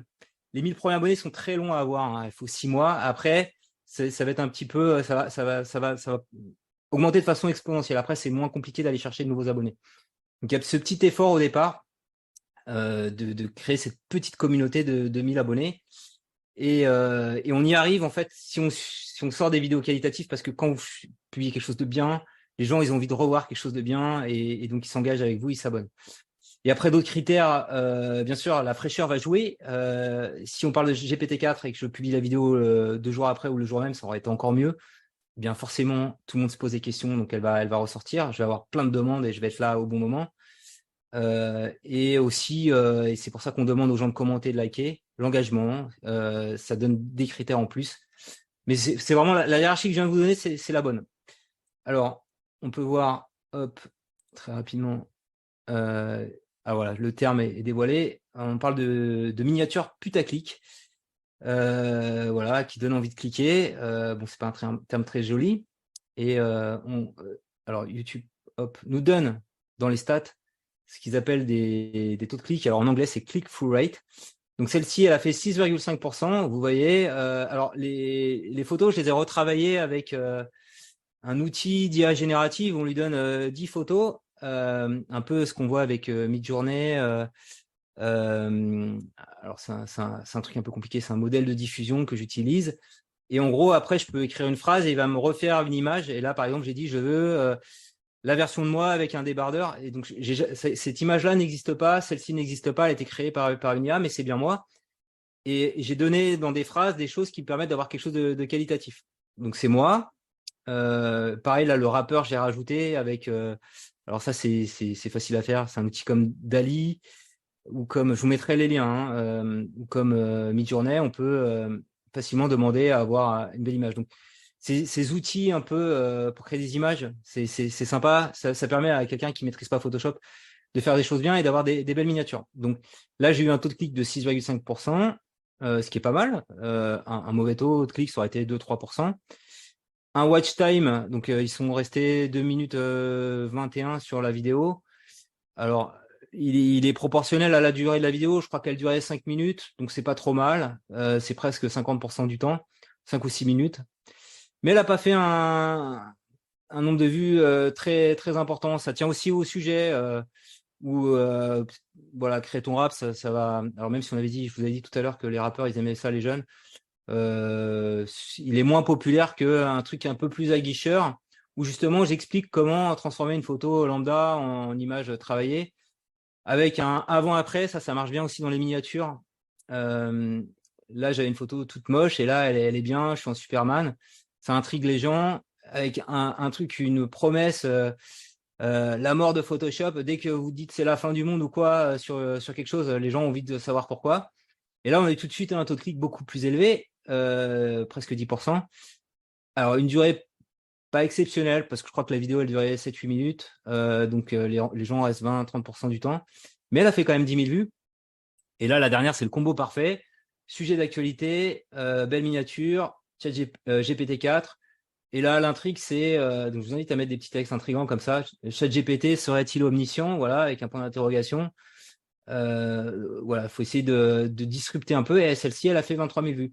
Et franchement, alors bon, la vidéo en elle-même aussi était intéressante. On peut faire du simple x5, x10, en fonction du sujet, en fonction de la façon dont vous racontez la vidéo. C'est un peu la loterie à chaque fois sur YouTube. Et c'est comme je vous disais sur TikTok, c'est pas parce qu'on a plein d'abonnés que les vidéos elles sont garanties de marcher, quoi. Les gens vraiment. Ah, il y a une petite question, ouais. Une main qui se lève, non? Ouais, non, mais je remarque que dans les stades, souvent, les vidéos qui marchent le mieux, c'est celles où il y a des bébés, des chatons, des pères ou de bolo. Est-ce qu'effectivement, c'est aussi quelque chose qu'il faut mettre en avant d'une manière ou d'une autre?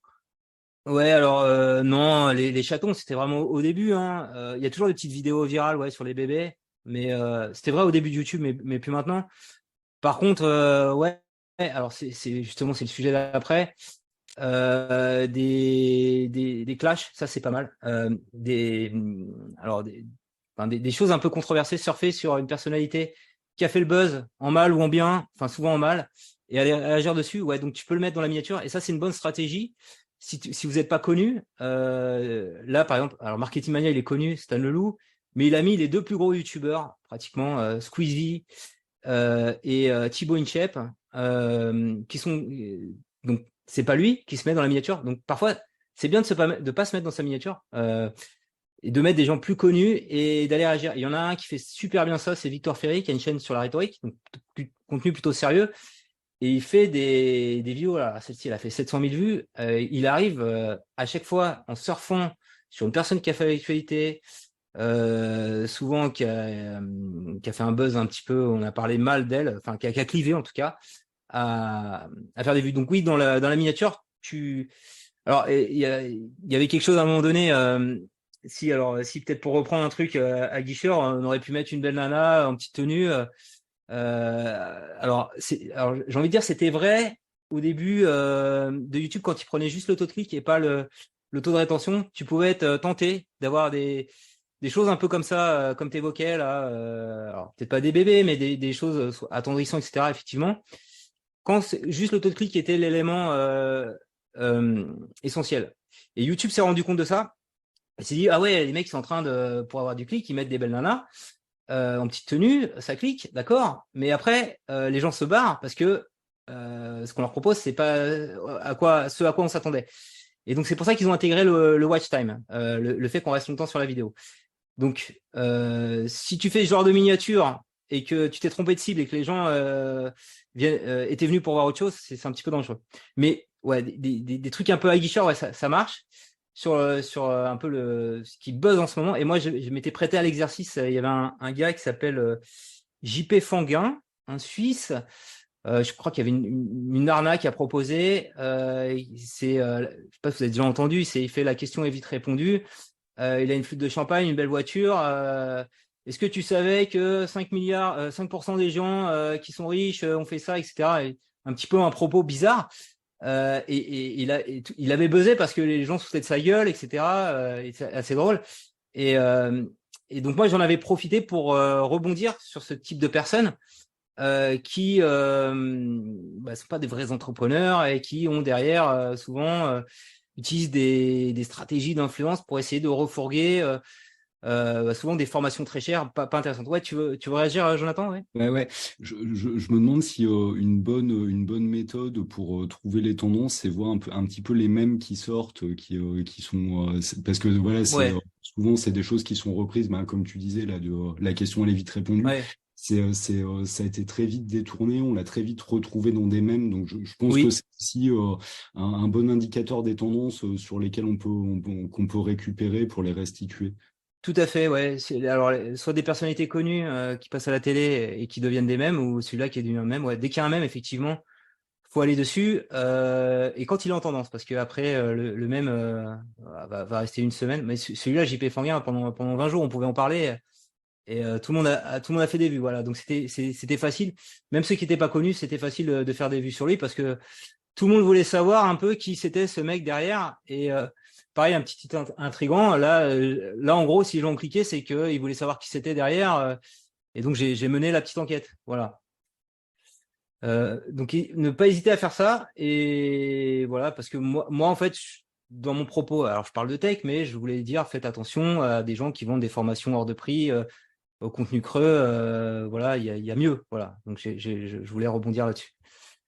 Alors, petit on vif de sa passion sur YouTube. Là, c'est il y a très longtemps, quand j'étais encore à Paris, on faisait des petites démos pour des téléphones chez Orange, et on nous avait proposé de faire des démos d'applications en tant que salarié. Et donc, salarié chez Orange, ça me permet de vivre, mais YouTube, je pourrais pas en vivre. Alors, à un moment donné, je vivais de mon blog très bien, mais j'avais quand même mon job à côté. Je gagnais plus d'argent que mon blog. YouTube, j'ai jamais réussi à faire le switch. Le plus que j'ai gagné sur un mois, on va dire, c'est peut-être 1 000 euros. Et je tourne plutôt à 400, 500 euros tous les mois. Donc, vivre de YouTube, c'est quand même très compliqué. Je vous montre là mes stats. Alors, juste vous donner des ordres de grandeur, combien gagne un YouTuber. Alors, longtemps, on a dit que c'était 1 euro les 1000 vues. Ça, c'était vrai au départ. Et maintenant, c'est un peu plus valorisé. Ça dépend vraiment de la thématique. Alors ça, c'est si vous mettez de la publicité. Donc moi j'en active parce que finalement sur un an ça me rapporte quand même 5 700 euros, ce qui est pas mal. Alors maintenant on est plus à 2 ou 3 euros les 1000 vues parce qu'il y en a qui vont trouver ça agaçant. Il y a 2 formats publicitaires, ce qu'on appelle des pré-rolls, systématiquement, pratiquement dans toutes les vidéos de 30 secondes, et c'est grâce à ça qu'on gagne de l'argent, et ils en remettent même après.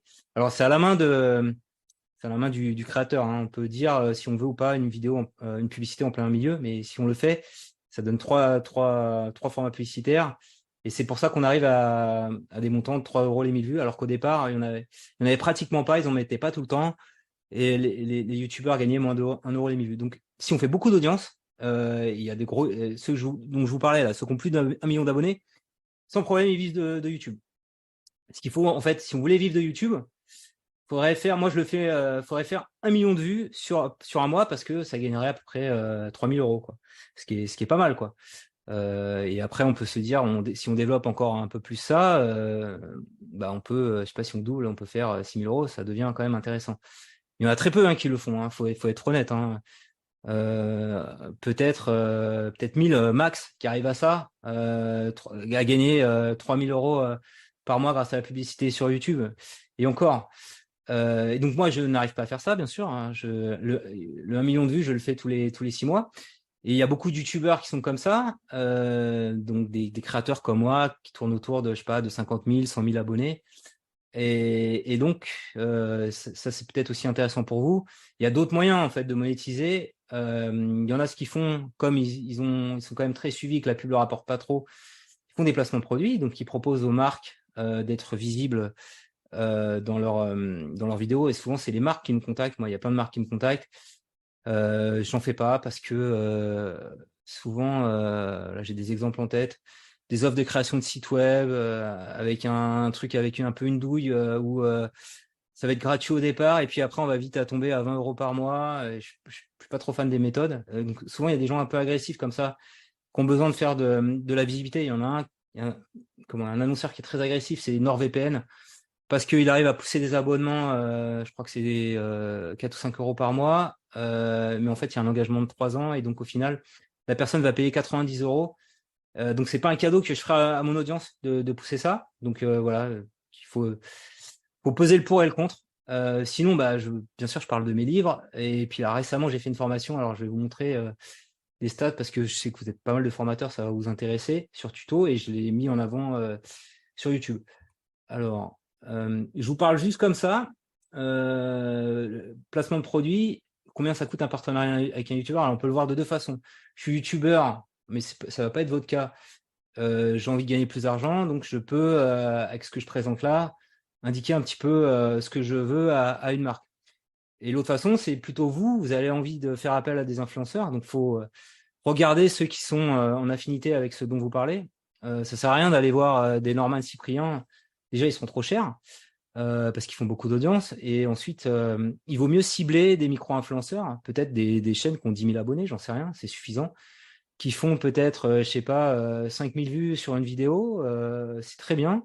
Si c'est vraiment en adéquation avec ce dont vous parlez, et derrière, plutôt que de vous faire vous, et vous n'avez pas une grosse audience, ça va pas marcher, mais eux vont parler en votre place de façon sincère et vont peut-être donner envie parce qu'ils auront vraiment testé votre produit, que des gens suivent votre formation, votre programme, etc. Alors, si on veut faire appel à un influenceur, il faut juste se poser des questions de combien de temps ça va lui prendre. Admettons, s'il lui faut un jour pour faire la vidéo, ça paraît raisonnable de le payer à 500 €. Et après, grosso modo, un jour, franchement, par rapport à ce que je vous ai exposé, si on prend 4 heures pour monter la vidéo, 1 heure pour l'écrire, voire 2 heures, si vraiment on fait un truc de fouillé, de recherche, je sais pas, une demi-heure pour la tourner, bon, ça prend facilement 8 heures, quoi, sans problème. Donc 500 €, si quelqu'un vous demande 500 € pour faire une vidéo, c'est vraiment pas cher. Alors ça peut paraître cher comme ça, mais c'est une prestation, quoi. Et si derrière le rendu est satisfaisant et vous sert, que vous pouvez réexploiter cette vidéo pour vos communications, c'est bien aussi, quoi. Donc minimum, j'ai envie de dire 500 €. Donc il peut faire un court placement de 30 secondes. Souvent il y en a qui font ça pour pas dénaturer leur programme, parce que s'ils font une vidéo dédiée et que ça change de leur programme, les gens ils vont se barrer. Donc la mention, ça s'appelle 30 ou 60 secondes. On parle de votre produit et on continue le programme après. Comme ça, tout le monde est content. La vidéo dédiée, ça peut être bien parce qu'on parle que de vous. Ça peut être un peu plus cher, mais le problème, c'est que ça peut faire flop sur la communauté du vidéaste. Donc, c'est pas forcément un bon calcul. Et alors, on peut monter facilement sur des vidéos sponsorisées à plus de 10 000 € parce que ces youtubeurs sont en capacité de faire 1 million de vues. Et alors, tout à l'heure, je vous disais 3 € les 1000 vues. Un placement de produit, facilement, si on veut valoriser ça, par rapport au nombre de vues que fait un youtubeur en moyenne, faut dire c'est 10 €, quoi. Vous allez payer 10 € les 1000 vues. Donc, si le youtubeur, je sais pas, fait 10 000 vues, vous allez faire 10 fois 10, ça fait 100 €. 100 € de plus par rapport au temps que ça va lui prendre à faire la vidéo. Vous n'allez pas payer seulement 100 € le gars, quoi. Personne veut travailler pour 100 €. 8 heures pour 100 €, ouais, faut avoir ça. Donc, la communauté, ça permet de vendre un peu plus cher la vidéo qu'il produit. Voilà, c'est comme ça qu'il peut le valoriser. Je suis sûr de faire 10 000 vues. Paye-moi 100 € de bonus. Et ça me prend une journée, paye-moi 500 €. Donc, un micro-influenceur qui est capable de faire 10 000 vues sur une vidéo, sur une mention, 600 €. Vous pouvez payer 600 €, il sera content de travailler pour vous. Voilà, a priori. Après, il y en a qui peuvent avoir plein de demandes, faire jouer la surenchère, mais bon, ça me paraît être un bon prix. Moi, si on me propose 600 €, je fais la vidéo pour une mention sans problème. Voilà. Je sais pas s'il y en a qui veulent faire des placements de produits, j'en sais rien. Alors le terme est peut-être un peu galvaudé par rapport à des agences de marketing. On peut parler de vidéos sponsorisées, de partenariats, c'est des termes. Enfin, voilà, vraiment l'idée c'est de vous associer à l'image de quelqu'un qui vous plaît. Faut d'abord que le vidéaste vous plaît. Et alors parfois on peut avoir des astuces parce que là l'exemple que je montre à l'écran, j'avais testé c'est un vélo électrique et ils m'ont envoyé, je crois qu'il coûtait 600 ou 700 €. Et je l'ai fait pour le vélo, quoi. Je l'ai gardé. Donc si vous avez un produit qui coûte 500 €, ça peut être aussi un deal. Si vraiment ça l'intéresse, il va être content de garder le produit. Il faudra juste bien qu'ils disent qu'il a été payé, qu'on lui a offert le produit. Donc il y a une petite mention partenariat. Enfin c'est très encadré. Puis même d'un point de vue honnêteté intellectuelle par rapport à son audience, d'un point de vue éthique, faut le dire. Donc, il y en a qui arrivent comme ça, avec des produits un peu chers, à finalement à faire en sorte que c'est une compensation pour faire la vidéo. Donc, ça peut être aussi une idée. Si vous n'avez pas un budget à sortir et que, je sais pas, vous avez quelque chose qui a une valeur de 500 euros, proposer ça à quelqu'un, ça peut être une idée. À condition que le produit, service que vous allez lui proposer, ça lui plaise, quoi.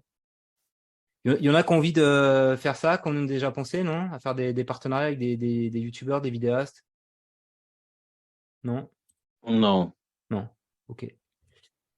Juste, je vous donne des données qui peuvent vous intéresser. Je sais que c'est important pour vous que derrière, vous perceviez le fait qu'une vidéo, ça génère des ventes pour vos formations.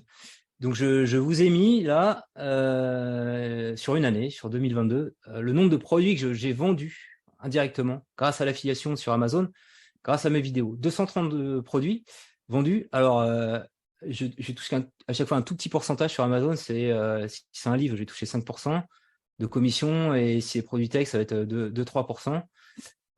Donc vous voyez, par rapport aux vidéos, donc j'arrive facilement à générer des ventes sur mes livres parce que j'en parle dans des vidéos dédiées. Ça permet de recouper avec ce qu'on a vu juste avant. J'ai fait pas mal de tests produits là, justement sur ce micro USB, en expliquant qu'on pouvait l'attacher à un smartphone avec un tout petit adaptateur qui on appelle un câble USB OTG pour on the go. Et on le trouve pas dans le commerce, et j'en ai vendu plein. Là, vous voyez, 22 plus 12. Ouais, je crois qu'il y en a encore. Ouais, grosso modo, j'en ai vendu 34 de ça. Donc voilà. Donc parce que j'en parlais dans la vidéo et que les gens, en fait, par rapport à vous, si vous voulez vendre votre formation, il faut essayer de dire qu'est-ce que les gens ont besoin. Là, en l'occurrence, c'est la douleur, c'est comment je branche un micro USB sur Android. Et je parle du produit. Franchement, je pensais pas que j'allais en vendre. Et j'ai dit, bah, si vous voulez, tiens, il est là. Personne va trouver la référence. Je mets le lien en descriptif et les gens vont cliquer pour l'acheter. Donc, on arrive sur des tests tech très facilement, comme on ne trouve pas les choses en magasin, à générer des ventes comme ça. Et cette vidéo-là, comment déclarer ses revenus YouTube aux impôts, elle me génère beaucoup de ventes pour le livre ici, la YouTuber, que j'ai sorti, où ça parle de YouTube. Parce que à chaque fois, c'est une petite tips pour vous. Je dis en gros, je donne tous les conseils. Faut donner des choses aux gens. Faut pas trop donner. Et je dis, si vraiment vous voulez être bon sur la création d'entreprise, achetez mon livre. Et il y en a, je manipule un peu les gens, entre guillemets, hein, parce que c'est souvent, d'ailleurs, les ventes se font au moment de la déclaration d'impôt, quand les gens ont peur d'être pas bons. Et cette peur, ça fait effet sur les ventes, quoi. Voilà. Donc, j'en dis un peu plus sur le livre. Je ne mens pas, mais voilà. Il faut avoir des petites techniques. Il faut être un peu un bon vendeur. Donc, la technique de ça, tu le trouveras nulle part ailleurs. Si tu as ce livre, bah, ça va être beaucoup plus simple pour toi. Et si tu le fais pas, tu vas avoir des problèmes avec les impôts. Tu vois, vous voyez un peu ces petites techniques qui permettent, alors c'est de bonne guerre, hein, d'essayer de pousser des choses que vous faites, que vous avez envie de vendre à ceux qui se forment. Et alors, j'avais testé aussi, comme vous êtes des formateurs, je l'avais jamais fait. J'avais jamais fait de formation. J'ai fait une formation sur tuto.com de 2 heures, vendue à 19 euros, et j'ai généré 46 ventes. Alors, pour être honnête, hein, elles sont pas directement corrélées à mes vidéos, comme c'est une plateforme assez connue. Quand ça a été publié, donc c'est une bonne pratique aussi à faire. Faites des prix. Elle est vendue 19 euros, et je crois qu'on l'avait mis à moins 50% les 2 premiers jours. Et donc ça donnait plus de visibilité sur la plateforme tuto. Et il y a dû y avoir 13 ventes à 19 euros. Mais après, avec le temps, j'ai repris un extrait de cette formation. D'ailleurs, c'est intéressant de faire des vidéos YouTube si vous êtes aussi amené à vendre des formations vidéo, parce que j'ai pas eu trop de difficultés à tourner une formation pour tuto, parce que j'ai l'habitude de le faire quand je fais mes vidéos YouTube. Et donc après, au total, j'ai vendu, alors ils mettent 42 vidéos vendues, ouais, c'est ça. Alors ça demande quand même un peu de temps de faire des formations vidéo. Sur 2 heures, je pense qu'on peut facilement faire x5. Ça a dû me prendre 10 heures à préparer tout ça, entre la promo et tout. Mais bon, j'ai espoir que ça continue à monter dans le temps, et après, ça bosse tout seul, quoi. J'ai pas besoin, comme ce soir, d'être présent avec vous physiquement. Ça va normalement incrémentalement augmenter. Donc, et Et YouTube permet de faire levier sur ça. Cette vidéo-là, présentation de Clipchamp, j'ai mis, alors j'avais pas encore la formation, mais j'ai mis un lien en premier commentaire pour que les gens puissent l'acheter. Ça me draine un peu de vente. Et celle-ci, j'en ai publié une nouvelle. J'ai pris carrément un extrait gratuit de 12 minutes que j'avais fait pour la formation. Donc ça, c'est aussi une petite astuce. Si vous avez déjà fait une formation vidéo, prenez un extrait et publiez-le sur YouTube, pas l'intégralité, et vous faites juste une intro, voilà, je parle de ça dans la vidéo, et une conclusion en disant si vous voulez aller plus loin, allez sur ma formation qui va plus en profondeur avec un petit mécanisme pour créer de l'attente, créer de l'envie pour que les gens soient prêts à payer. Ça peut être exceptionnellement en ce moment, elle est à moins 50%, voilà, il faut trouver des petites astuces ou jouer sur des ressorts un peu plus comme la peur. Si vous faites pas ça, je sais plus, il y avait quelqu'un qui avait un truc très spécifique sur un type de formation. Si vous voulez réussir votre examen, il faut absolument faire ça. Ça peut marcher aussi. Voilà. Alors, on a beaucoup parlé de YouTube, mais je conclue quand même sur si vous avez une vidéo YouTube, c'est très facile en fait de la transformer en podcast, à condition que vous ayez un bon son. C'est ce que je fais. Alors, c'est pas très compliqué. Il faut ouvrir un compte sur Anchor, c'est le service de Spotify. Je vous donne une technique vraiment gratos parce qu'il y en a qui vont passer sur des plateformes payantes. Franchement, ça marche tout seul et vous n'avez pas de questions à vous poser sur la bande passante et tout. Donc Anchor, c'est le service de Spotify. On peut télécharger sa vidéo YouTube et d'ailleurs sur Spotify, ils diffusent maintenant des vidéos. Donc ceux qui regardent pourront, depuis l'appli Spotify, pourront la voir en vidéo, en audio, ça dépend comme ils veulent. Et après, ce que fait Anchor, ça va générer un flux RSS. C'est un peu une vieille techno qu'on avait sur le web pour suivre les blogs, pour s'abonner à un blog. Et le flux RSS, en fait, contient toutes vos vidéos. C'est juste un lien qui vous donne. Hein. Vous prenez ce lien-là et je vous mettrai les liens sur Apple Podcast. Dans le flux RSS, en général, il y a votre email à vous qui permet de dire c'est moi qui suis propriétaire de ce podcast. Donc, on va vous autoriser à ajouter ça sur Apple Podcast. On est sûr que c'est vous. On va vous autoriser à ajouter ça sur Google Podcast, sur Deezer, etc. On peut ajouter ça sur plein de plateformes. Vous le faites une fois et après, à chaque fois que vous publiez une vidéo sur Anchor, ça va automatiquement se déverser sur les autres plateformes. Donc Anchor, c'est bien, c'est hébergement gratuit. Alors, il y a peut-être, si vous mettez à un moment donné, moi je mettais toutes mes vidéos YouTube, mais je me suis rendu compte que c'était un peu débile. Quand je fais des tutos où il y a des trucs très visuels, les pauvres, ils ont dû souffrir, de rien comprendre. Donc j'ai un petit peu dégradé les gens qui s'étaient abonnés à mon podcast. Donc j'ai compris ça. Ce que j'ai fait, c'est simplement, je me dis, est-ce que ce que je dis a du sens quand on me voit pas? Qu'est-ce qui a du sens quand on ne voit pas les gens? Les interviews, parce qu'il y a un échange entre deux personnes, ou des conseils un peu plus généralistes où il n'y a pas de manipulation à faire à l'écran. Donc vous, par rapport à tout ce que vous avez en contenu de formation, je pense que le podcast est vraiment bien adapté. Donc vous pouvez avoir cette dualité et le podcast en déplacement, dans la voiture, sera beaucoup plus consommé qu'une vidéo YouTube. Alors je fais pas de grosses audiences parce que c'est pas mon cœur de cible et je fais juste repartager des vidéos YouTube.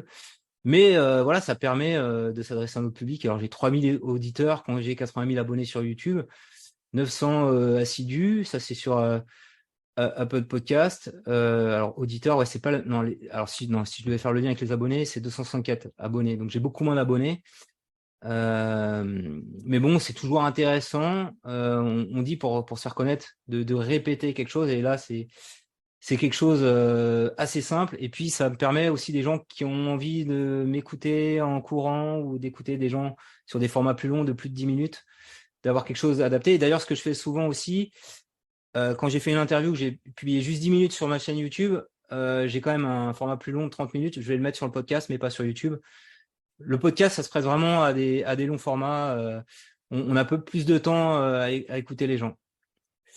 Et le dernier truc que je voulais vous partager avec vous, aussi facilement, une interview, on peut la transformer, ce que j'ai fait pour tous mes bouquins, en texte. Il y a des outils de plus en plus élaborés. Alors avant, moi, je faisais ça difficilement avec YouTube. Je mettais l'interview et YouTube fait des transcripts automatiques. C'était assez pas de très bonne qualité, donc je le reprenais avec un outil en ligne. Et maintenant, en fait, salut Jean, ouais, je m'éternise, désolé. Je vais conclure. Est-ce que Jean, tu as une question avant de partir ou pas? Il est peut-être déjà parti. Ouais, désolé. Il y en a qui doivent partir. Peut-être vous voulez qu'on s'arrête là et qu'on aille aux questions, je sais pas. Je suis un peu débordé. Ah, vas-y, continue. Je continue. C'est le dernier slide. Hein.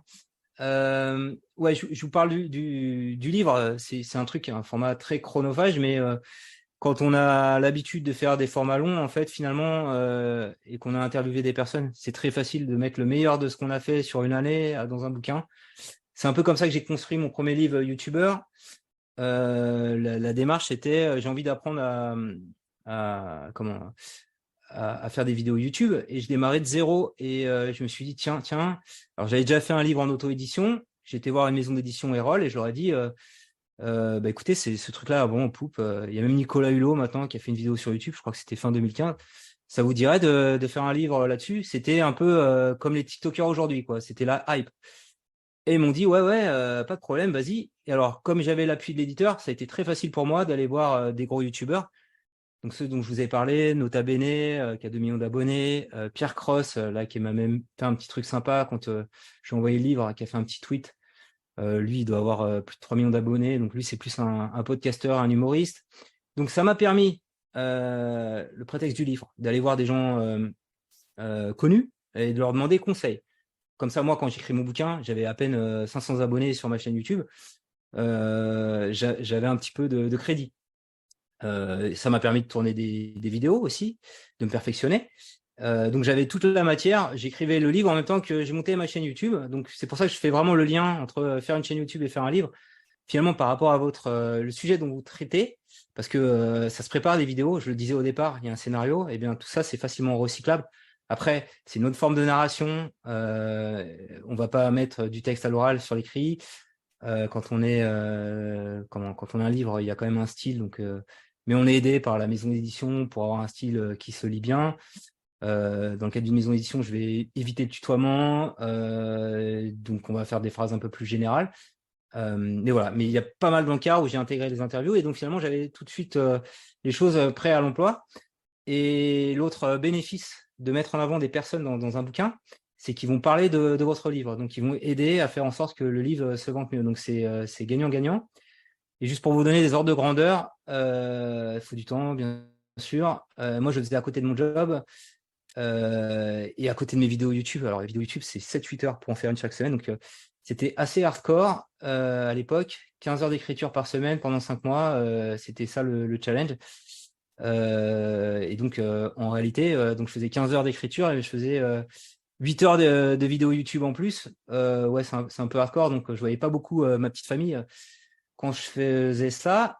Mais bon, le bénéfice d'écrire un bouquin, en fait, c'est qu'après, derrière, vous passez dans une autre dimension.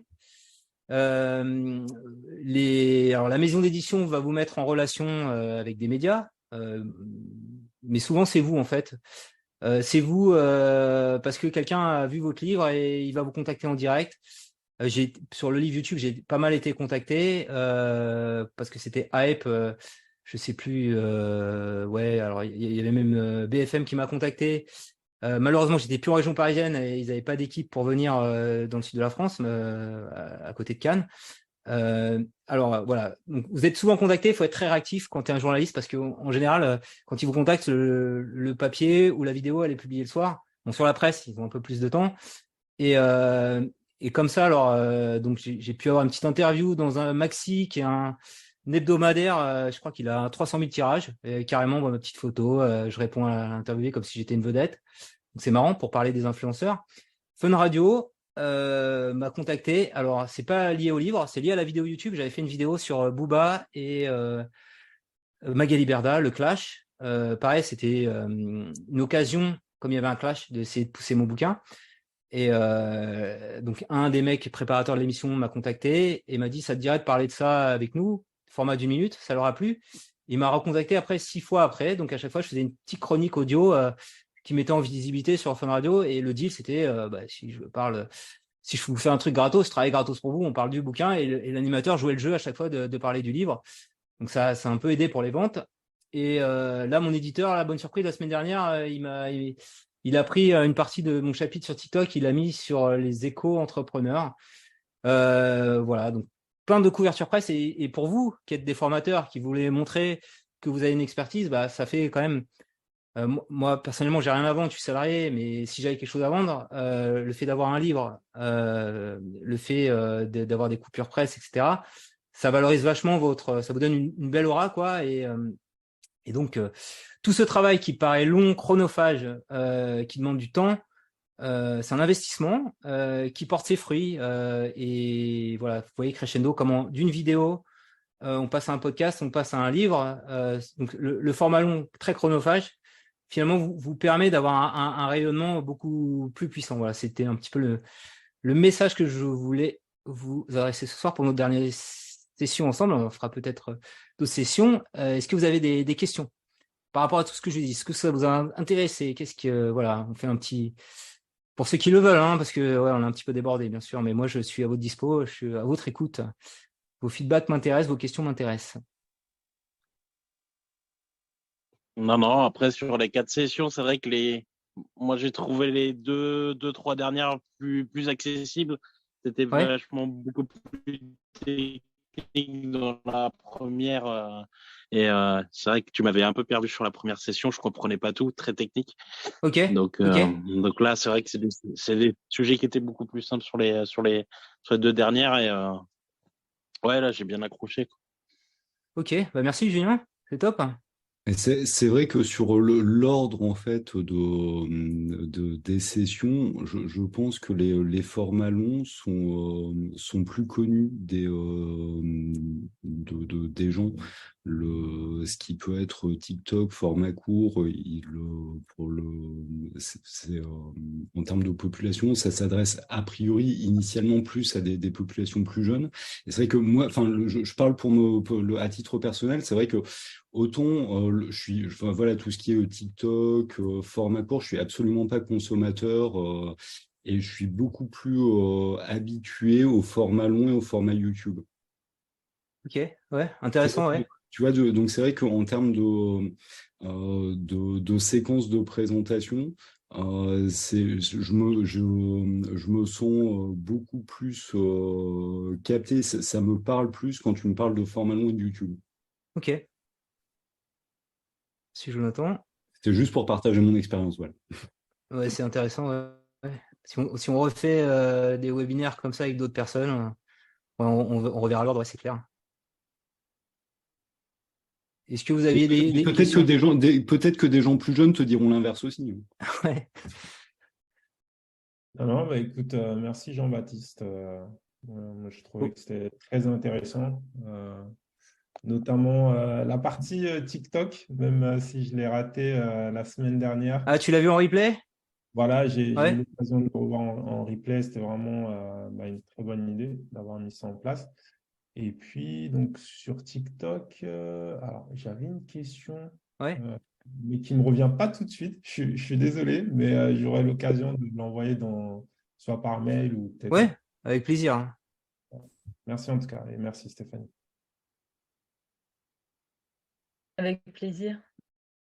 Alors, c'est Patricia la dernière fois qui voulait avoir des conseils concrets sur le matériel. Est-ce que j'ai répondu à toutes tes questions, à toutes tes attentes, Patricia? Alors, t'es en mute. Ah, c'est bon là. Alors t'es plus en mute, mais on t'entend pas. Il y a peut-être un problème de micro qui est pas branché. Ah, ça va? Ouais, c'est un peu mieux, ouais. Ok. Donc oui, je te remercie Jean-Baptiste parce que vraiment tes conseils sont là, c'est très clair. On a la liste du matériel, on a les avantages, les inconvénients, on a la France d'y aller. Effectivement, c'est très clair. Nous, dans l'entreprise, on a quelqu'un qui vient là, ce mois-ci pour faire des vidéos, dans les 4 semaines pour faire des vidéos courtes. Ouais. Je ne sais pas si ça sera juste à usage pour nos clients, entre clients, parce qu'il y a aussi toute la question de la confidence des informations, la confidentialité des informations, donc comme ça peut enlever des témoignages, etc. C'est plus, voilà, c'est plus délicat. Ok. C'est pas moi qui gère cette partie, mais je me dis que par rapport à ça, ce qui est intéressant, c'est en rebond sur ce qu'on a vu ce soir, c'est peut-être de pouvoir en faire des podcasts, des extraits podcasts, et puis Oui. s'en servir en appétiseur pour drainer du monde et puis les amener Oui, un alors, web, il y en a qui font aussi dans des formats longs, on peut voir les stats, ce qui a le mieux marché sur une vidéo longue et qui en font des courts extraits pour TikTok. Ça peut se faire aussi dans ce sens-là. Souvent, ça se fait dans ce sens-là. J'ai une vidéo longue et pour essayer d'optimiser le concept au maximum, je vais publier des petits extraits pour faire le lien avec la session précédente sur TikTok. Mais je vais prendre, on le voit dans les stats, quand est-ce que les gens ils décrochent ou pas dans YouTube. Je vais prendre que ceux qui ont vraiment intéressé les gens, quoi. Ouais. Ok. Merci en tout cas. Moi, je suis néophyte tout ce qui est dans les réseaux, donc vraiment toute information est très très riche. Mais là, tout l'aspect vraiment youtubeur, audience, suivi d'audience, c'est clair, c'est structuré, c'est vraiment génial.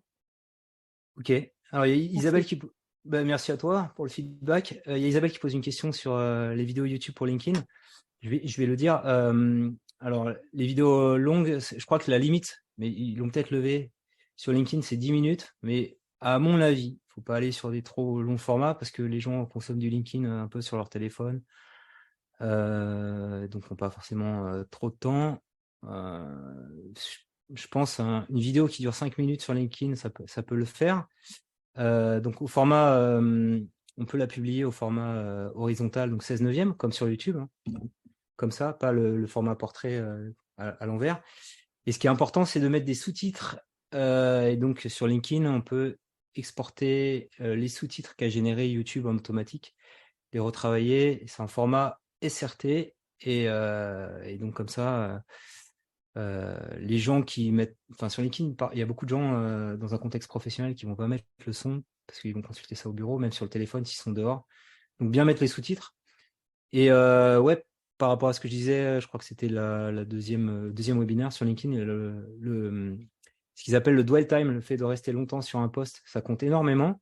Donc la vidéo participe, si elle est bien faite, il y en a beaucoup qui publient des vidéos maintenant, à rester longtemps. Et alors, il ne faut surtout pas publier un YouTube sur LinkedIn, une URL, parce que ce sera considéré comme un lien externe, ça sera dépositionné dans l'algorithme. Donc, il faut vraiment prendre sa vidéo et l'uploader depuis son smartphone ou depuis son PC directement sur la plateforme LinkedIn. Mais ce conseil-là est aussi valable sur Facebook.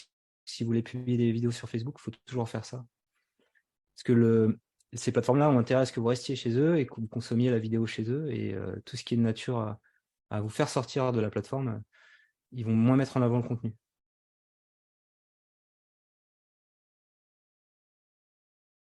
Voilà. Il y avait d'autres questions? Non, c'était très clair, merci.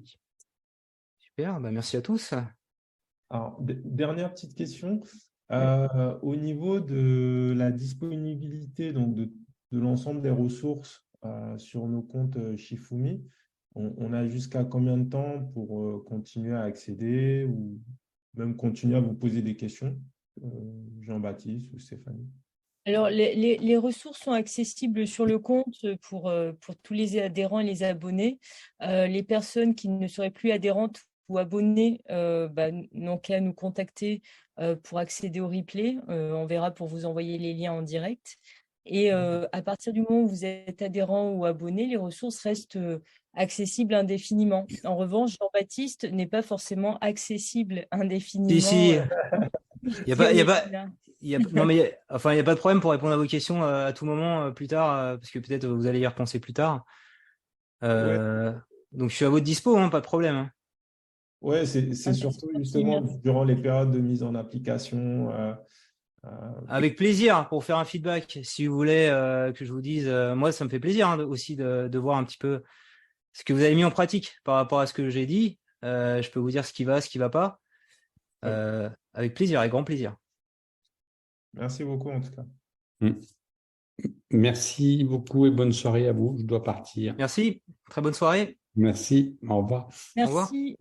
Merci à toutes et à tous. Merci Jean-Baptiste. Et puis à très bientôt. Donc, on va recueillir vos feedbacks de manière à savoir si vous souhaitez qu'on approfondisse certains sujets et pourquoi pas reprogrammer des masterclass pour la rentrée.